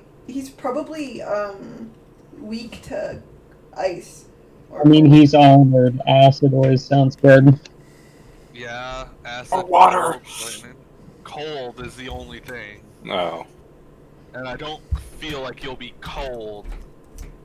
So Why I think lightning can't we just create better. water above him? Yeah, but yeah, it'll do lightning damage. Okay. Lightning's kind of cold. Yeah, you do 28 points of damage. Jesus Christ. The ball of lightning smashes into the Azur's chest, and immediately the bolt of lightning courses through its system, and the light starts to fade. And the Azur drops unconscious. I'm so glad I hit him with that 3 damage. Same. Feel you want to chill there, bud? I can make you chill. So, Jesus. Forrest, I just pure want to know, how much HP did he have before I hit him? 24.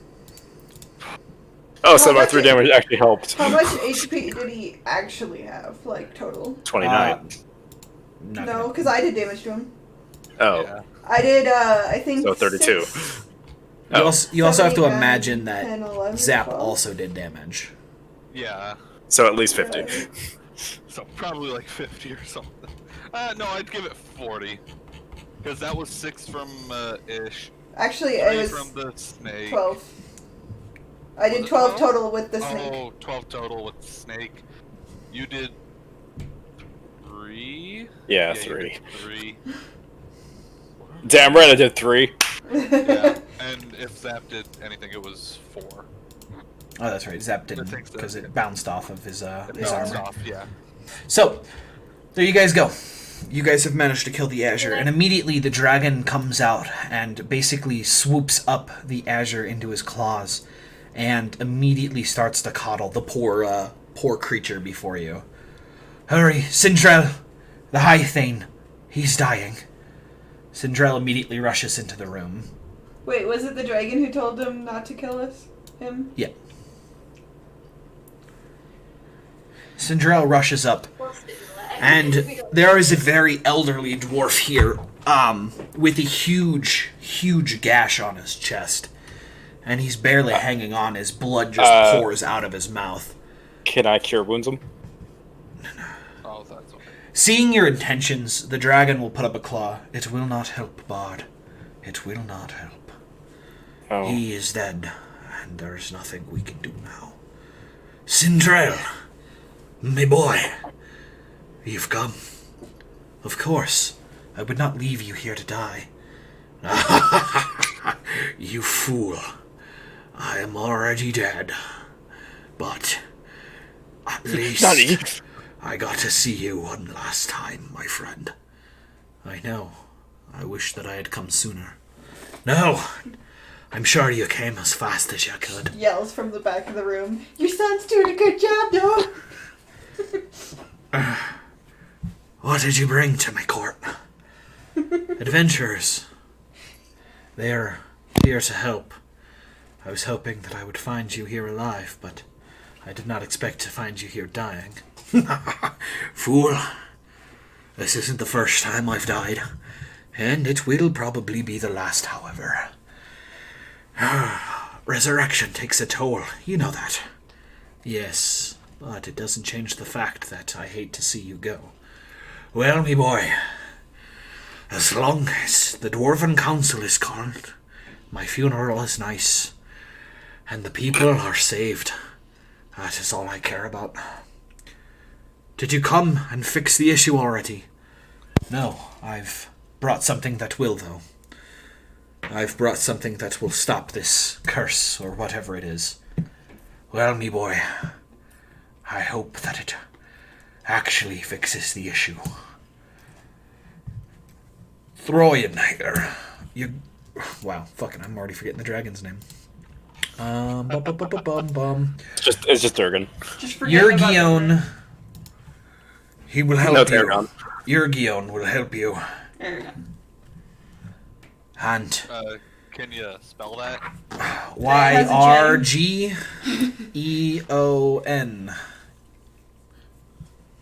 Yurgion. Yurgion. He will help you bring peace to the dwarven clans until a new Thane can be chosen.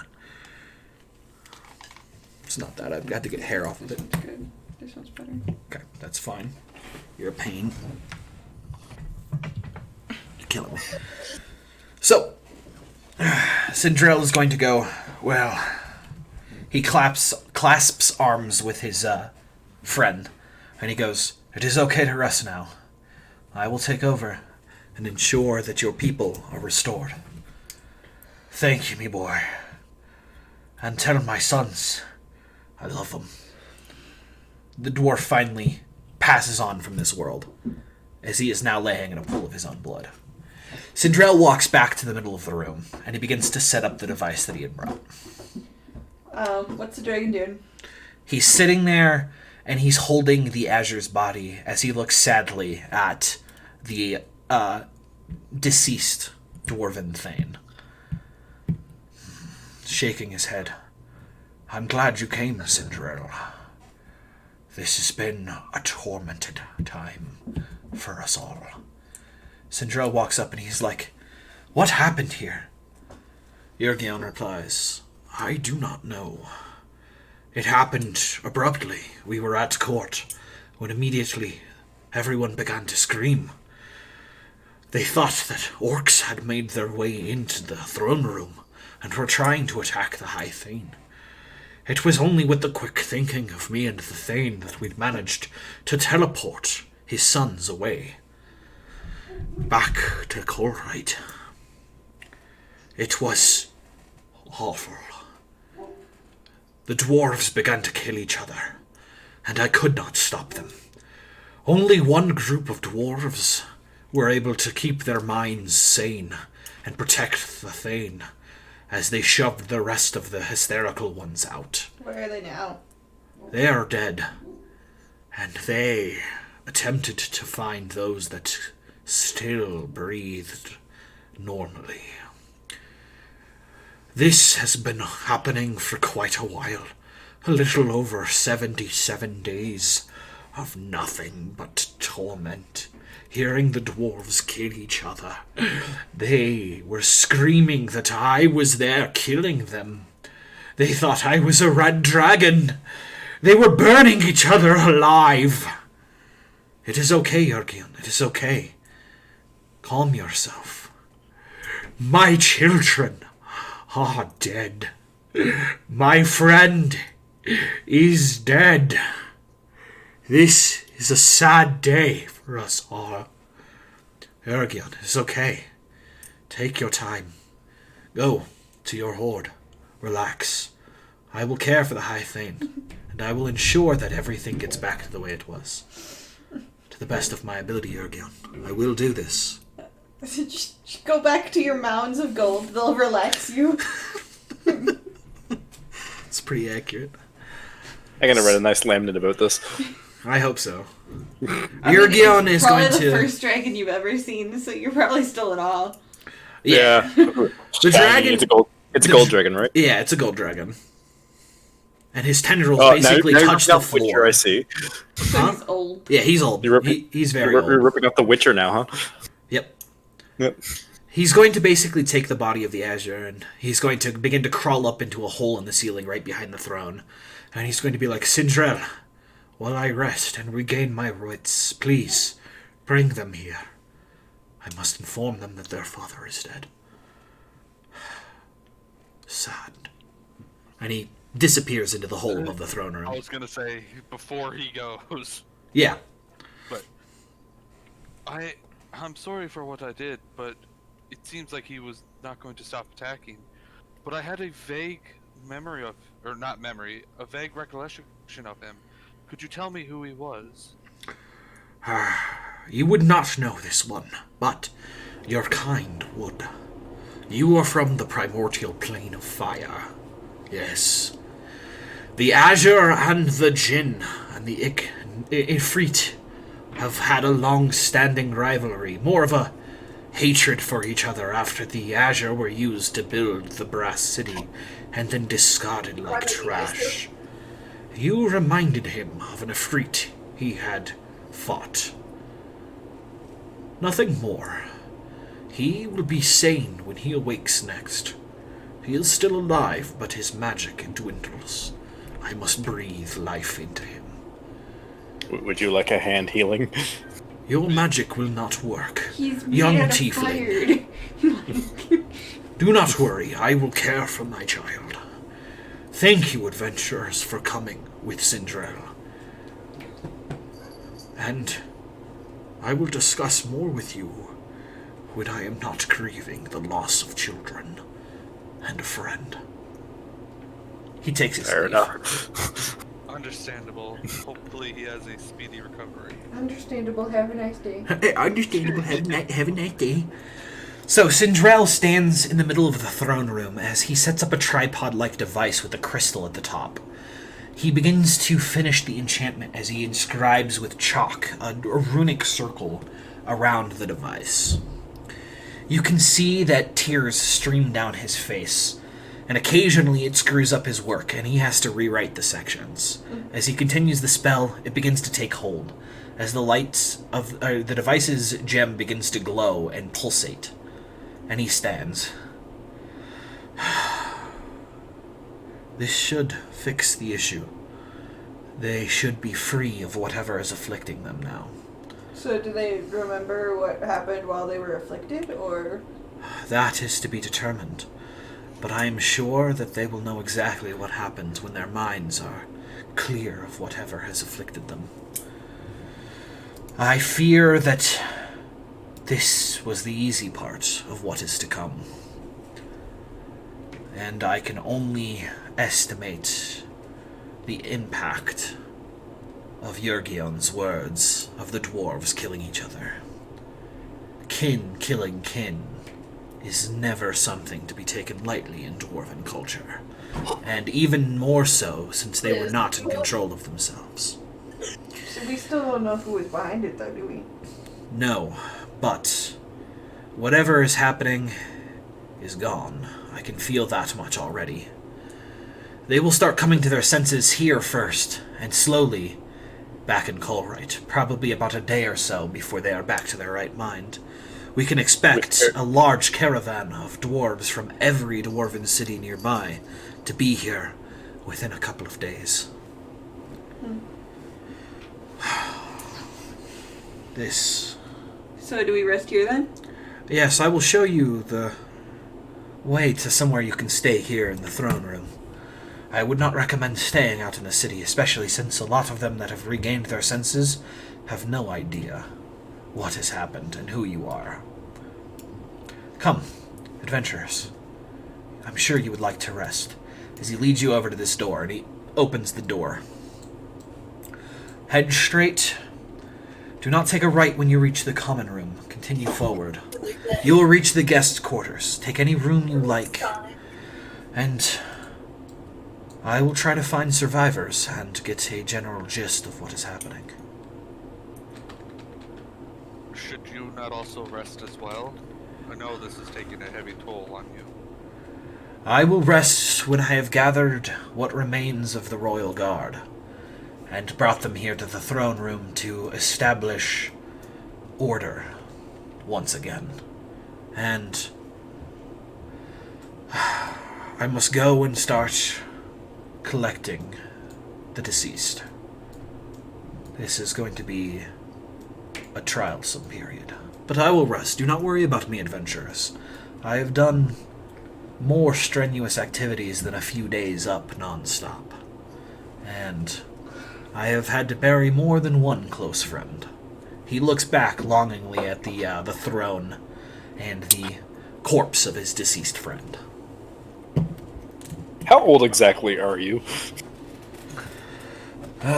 Older than I appear, yet younger than some.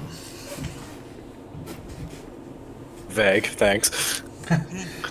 Younger than the dwarf Thane over there. He was a little over 800 years at this point. And I'm assuming older than me. Yes. God damn it. You can estimate that I have lived a few hundred years, if that eases your mind as to how long I've been here. He appears as a human, yeah? Yes. Do you even Yep. keep track? I lost count around 300 or 400. Give or take. A few hundred. Possibly. Humans are not supposed to live as long as dwarves, and it tends to go with age. Well, adventurers, Now, rest. Gain your strength. I will Come, sit, stay a while. bring something for sustenance, but I would recommend using rations for the time being. But within a couple of days, everything should be relatively back to normal. And he's going to begin taking his leave, heading towards the main door. I'll go and follow into the common room. Okay. Well, looks like they've picked their rooms. Yeah, they're already piecing out. Right. Sound asleep. Straight. Why the crazy people Yeah, no, are I'm so just heading with poor. map. What? To that corner. Crazy people are poor because they're crazy. I guess I'll get the bigger room. There you go. So, what would you guys like to do? Would you like to speed up to the next day, or would you like to do something continuously in this day? I'm I gonna mean, actually start running the laminate. You're You gonna. actually have to write it though. That's a bad idea. But it is an idea. I'm gonna take however long it takes to get a nat 20. Okay, so you spend the next 20 minutes prepping yourself to leave your room. What would you like to do? Go down here. Gotcha. The court and family quarters. So, you begin to head down, and you can see that the decor changes quite significantly from the common room and the guest wings to a more royal appearance. You can tell that this entire wing of the throne room is relatively untouched. Like, it doesn't look used, or... It looks used, but it doesn't look like somebody's looted it or managed to get in there and kill people. Here, that'll help. You'll help. So what are you going to do? Move up, check to see if there's anything that is like going to be activated armor like the last time. No. There's nothing happens as you begin to move your way down the hallway. Are the doors locked? Nope. Go through. Okay. Hopefully. You enter first a very elegant room. You can see a large double-sized bed with a bunch of flowery floral patterns. And you can see a wardrobe in the corner with a partitioned area with a mannequin with a very nice dress on it. Anything else inside the room besides that? No. I mean, there's the wardrobe, and there's a writing desk with papers and other things on top of it. And there's a bookshelf next to it as well. With books? There are books, yes. Exit. Okay. Go to the next room. Are there books in the guest room? There are, yes.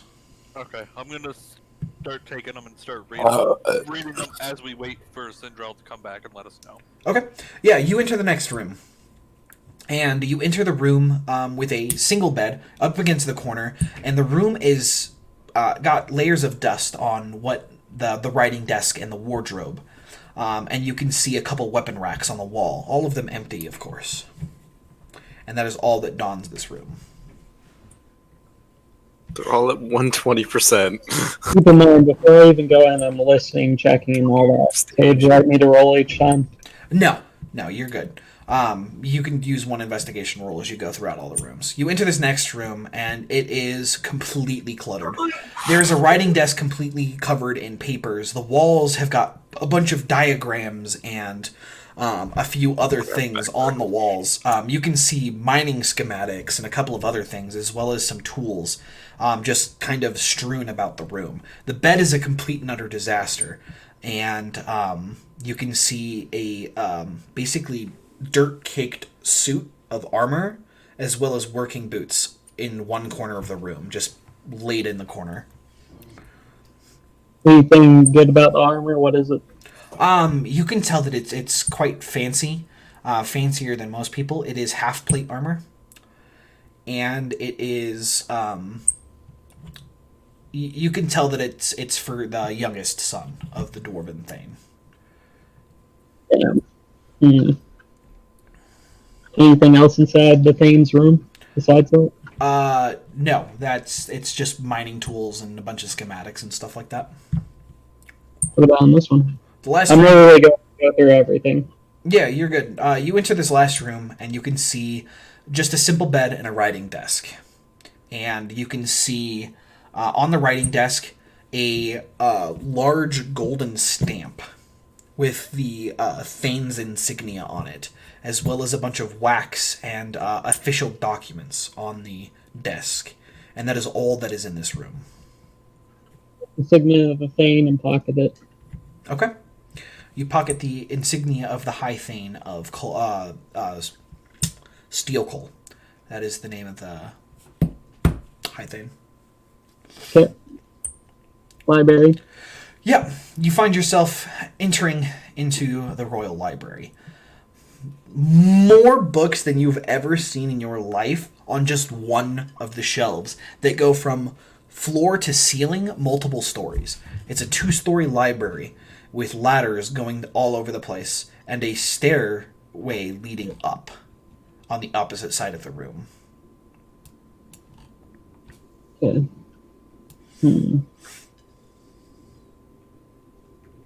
Right over here. Extremely laggy. Okay. Or anything going down that hall looking? No. The hall is basically adorned with axes and shields and stuff like that, but that's about all that is down that room. The royal room. Yes. This is the High Thane's bedchamber. Here you find wardrobes as well as several ornate suits of armor on mannequins towards the bottom of the room. You can see large paintings of what the current High Thane and what you can assume is his ancestors. There's weapons on the wall, shields. There's a giant glass eye in one corner of the room. And there's a few other things in here as well. Bits and pieces of different creatures that you don't quite recognize. Is there anything that no one would necessarily miss? That could be useful. I'm going to investigate for that, essentially. But if that's all that's in there, no. There is a chest underneath the bed, but it is locked. Use tools. Gotcha. You're going to pull out your thieves' tools? Neat. Okay. Okay. You begin to fidget with the thieves' tools, and you hear a ding! And make a Constitution saving throw.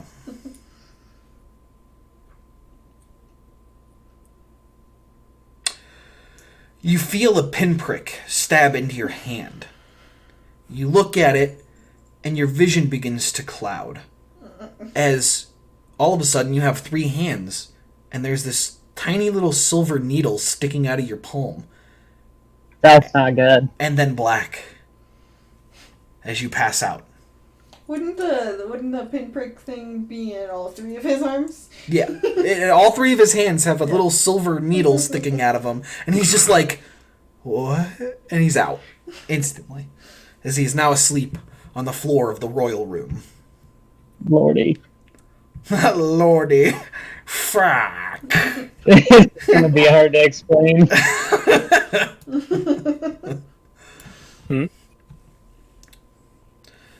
So, Not heard of it. it's a few hours, What is and Sindrel stops by.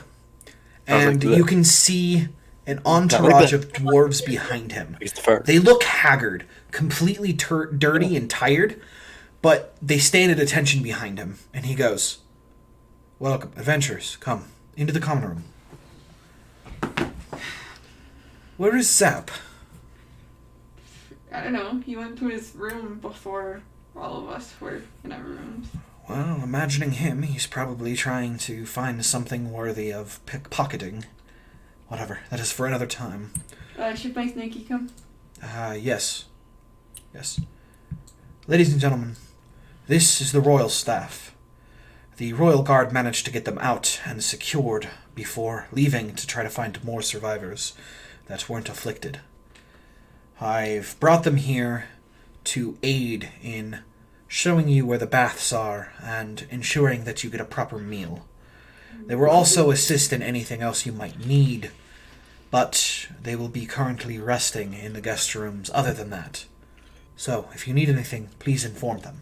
If you do find Zap, let him know to keep his hands to himself and to not get himself killed. Also inform him of the services that will be available to you. And he looks towards the staff members and he is like, "Thank you for offering to give the adventurers some aid and care. You should rest as well, and I will try to find your kin to the best of my ability." They all are basically weeping at this point, and they're basically saying in Dwarvish, "Thank you," and basically, like, a million weights have just been lifted off all of these dwarves' shoulders as Sindrel the hero has just come and alleviated all of this fucking chaos that's been happening. We're totally, mincemeat. Yeah. That's what happened. Yeah. You killed the one person that was fucking us up. Cool. He did all the work. Yep. Basically. Yeah, exactly. So, what would you guys like to do? I'm gonna ask one of the. I'll people give them a nice where curtsy. I can get food. One of the female dwarves is going to be like, Come, I will show you to the kitchens. Food does sound good. And they're going to escort you guys all the way down to the library and up the stairs to here. Libraries To where? Down here. down there. Yep. Oh, This is the library common room. It's weird. down here. Library. Down, yeah. Down. Boop, boop, boop, boop, boop, boop, boop. Hey. I see a dwarf with my see-through vision. Sorry. The door is closed to the royal room, and you guys don't see Zap. So you guys will just continue up the stairs to the larder here. So this is where those stairs lead, is back here. And that will lead to the kitchen. Oh, okay. Over here. Yep. Kitchen. Yeah. The woman's going to lead you into the kitchen and be like, "What would you like, adventurers?" Meat for snake. Okay. Um, She goes in and pulls out a whole boar and drops it in front of the snake. Meat for me, but cooked. Gotcha. She goes in and drags a whole other boar out of the larder. Perfect. And you can see that the other staff members have come up and are prepping the cooking utensils and everything. And they're like, "Well, there's some cheese if you're hungry right now, or we can cook and get you food as quickly as we can." You don't happen to have some pickles, do you? God. Surprisingly, we do. Oh no. And they begin to head towards the storage.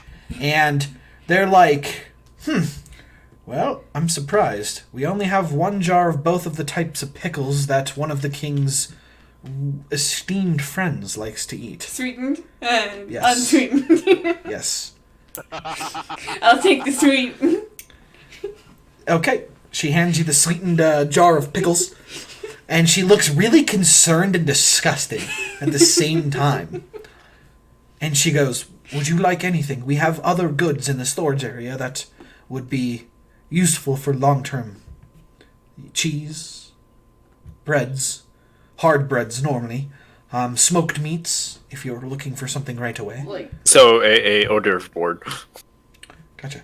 So they're basically going to come in and just bring tons of food. So they're just going to start heaping it on top of you guys. yeah.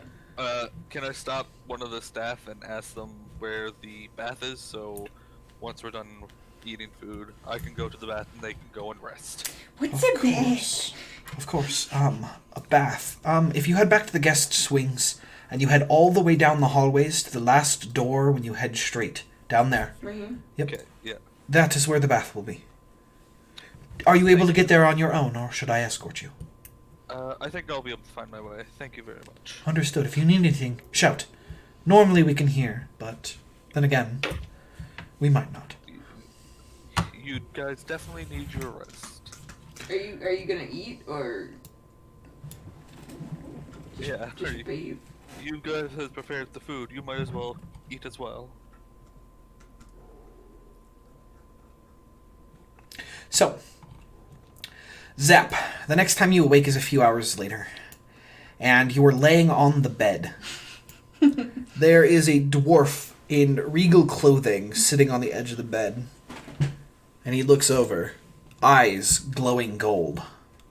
Ah, adventurer, you are awake. It's the gold dragon, isn't it? That's, Yes, it is. those darts did a freaking number. Oh man. Ah, And I yes. see a golden eye. You do not need to explain your sticky fingers to me, I understand. And, for what you've done, I couldn't blame you for looking for something to pilfer. It is a Pilfer. nasty habit of my own. The Thane has poisoned that trap, not just for you, but for other sticky fingers. Yeah. I should have checked the notes. Yes, you should have. You should know better. But then again, the idea of clinking gold coins is always a better motivator than not getting knocked out. Or possibly dying. That could have been the trap too. Well, the chest is unlocked, but I would hold off. Wait until the Thane's children get here, and they will reward you with not only that chest, but something else. Or you could take the chest now. And he stands up, and he's like, Adventurer, I warn you, continue to look around like this, and you may find yourself in a situation not as friendly. He smiles, and he leaves the room. Set the chest back down. Make it look presentable. Leave. Gotcha. You make the chest look presentable, and you take your leave. And you can see him holding off at one of the doors to the library, and he's like, well, if you're looking for food, your friends are up in the kitchen. The stairs at the other end of the library will lead you up there if you're hungry. And... Did you just teleport? Huh? Did you just teleport? No, I walked like a normal person. And he walks through the door, leaving. But he isn't a normal person. Door's still closed. Yeah, he just walks through the door and leaves. No, does he teleport through the door, or if it's I just walk through the door? He just walks through the door. He hit it with I his, leaped a dwarf thigh size hole. and forehead. Yeah, and just walked right through it. It's that simple. He just walked right through it.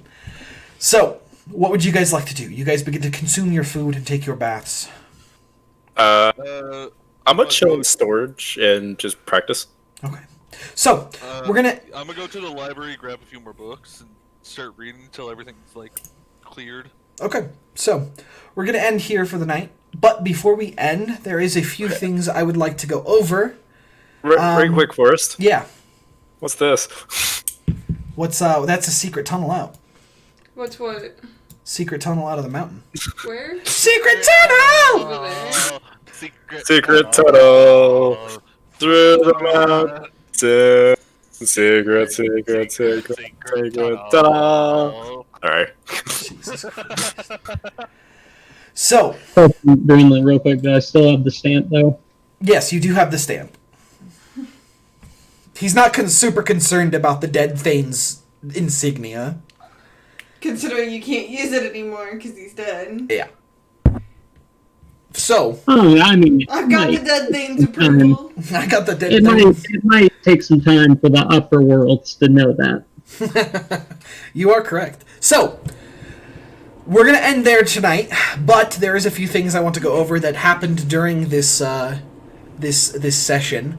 First of all, we're going to talk about alignment shifts. Yeah, I figured this was coming. So, ladies and gentlemen, there are two very obvious alignment shifts I want to go over right now, and a third not so obvious alignment shift. First, we're going to talk about Ish's and Ondariel's slow decline into chaos. Wait, what the fuck did I do? You, along with her, were just like, yeah, I don't care about the dwarves at all. Let's just ignore them, and they're tied up with no armor. Maybe they might die, maybe they might not. They might. They were just gonna eat the armor off them. It was fine. You don't fucking know that. So, As long as they didn't attack. So, everybody here is going to be able to... What do you guys think their alignment shift should be? We'll send out votes right now. Should it be more chaotic or more evil? Like, that's what I want to know. More chaotic or more So, evil? let me just remind the group of what exactly happened. They were knocked out, tied up, moved off to the side, and left there with no armor. The only thing that the two individuals stated is, I don't care if they die. I didn't say I don't care. I saved them. Let's move on. That was pretty much the gist of what happened out I there. didn't kill them. The only thing I care about is I didn't kill them. That was all I was asked to do, not kill them. So, what do you guys think their alignment shift should be? I'm thinking more evil. Is that evil though, or is it more of a neutral thing? I'm gonna say automatically it's chaotic, because you didn't give any fucks about what you were told to do, only that you achieved it and it's out of your hands from there. That is pure chaotic right there. If you look at it from a different, it's lawful. I followed the rules that he set down to the T. You didn't. You did. You basically. Kill them. He said, "Do not kill them." You towed the line barely. So automatically chaotic. So the How vote, much? the vote, everyone there is on chaotic. Does anybody else want to shift them gradiently in any other aspect? Rude. I offered the heal. That's all I'm gonna say. Okay. So anybody, do you think it's just a chaotic act? Heal. So that would have been, if anything, a shift to evil. But you're still fucking chaotic. So Yeah, I'm both. So like both count us out. So obviously we're gradient on chaotic. Does anybody think that was a purely evil act though?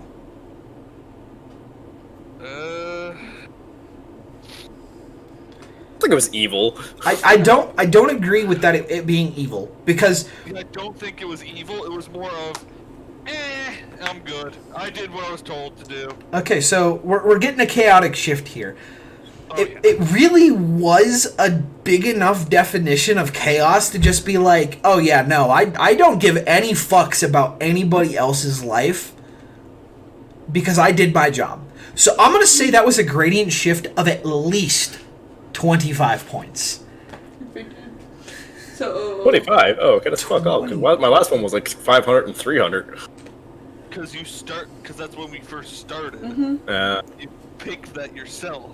uh, So we're negative I 25. would like to propose No. a good shift for Bailey then. Okay, so everybody who didn't basically said the same thing that Ish did. We don't give a fuck about the dwarves anymore. You all get a 25 gradient towards chaos, which should be negative 25 there.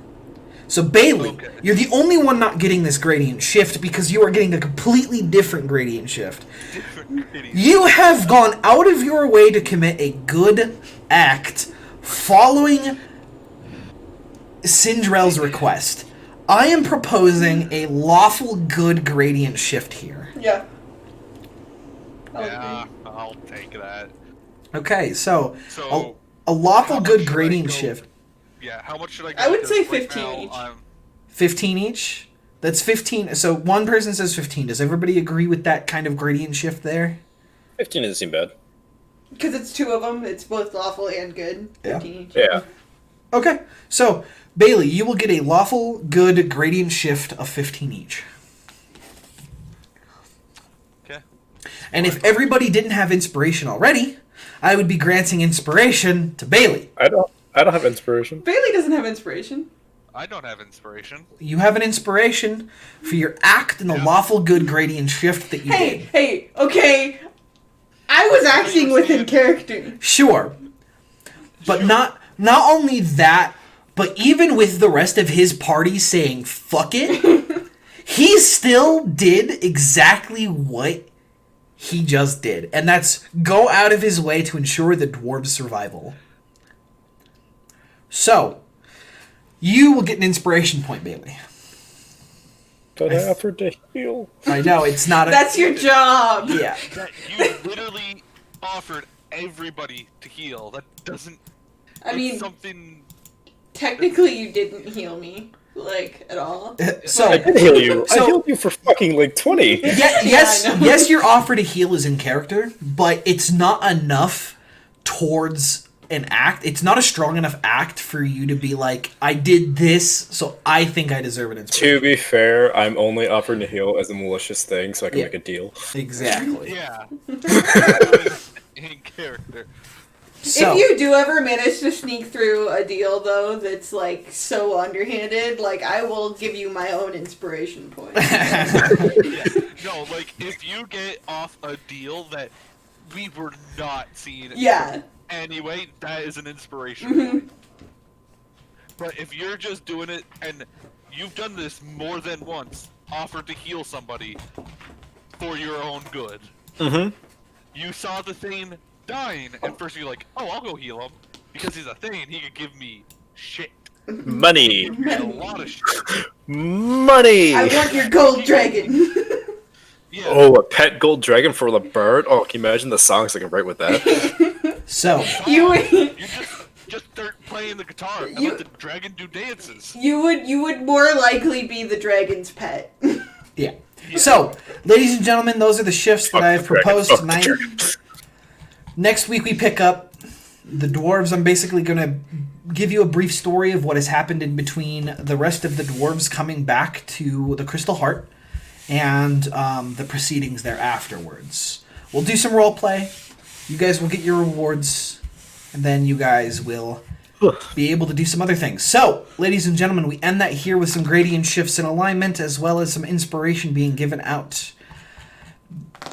I hope you guys enjoyed. This has been this episode of Dunkins and Durgans for YouTube, because I like doing it at the end, and I don't like being a fucking sellout. What a Feel fucking free to sellout. subscribe, Sell like, it. comment, Sell it. Sell out. sell out. Sell it. Fuck this guy. Why don't you just get a sell sponsor out. while you're at it? I fucking want one, but I'm Anyway, not this there stream is yet. sponsored by Raid Shadow Legends. No, I will never, You will. never, You would. If they offered you money, you would. never, Don't fucking say that. Never. shit to me. never. Collect I up to hate you. 50,000 different heroes. Command Okay, the shut up, combat. shut up. It's not an actual sponsorship. Shut up. Come on, Raid Shadow Legends, give us some money. Ladies and gentlemen, like, comment, subscribe. It might help the channel out a little bit, maybe grow. If you have watched up until now, thank you for joining us. This has been episode 6, and I hope you guys continue to watch. And be Have sure a to wonderful download day. AFK Arena. Shut up.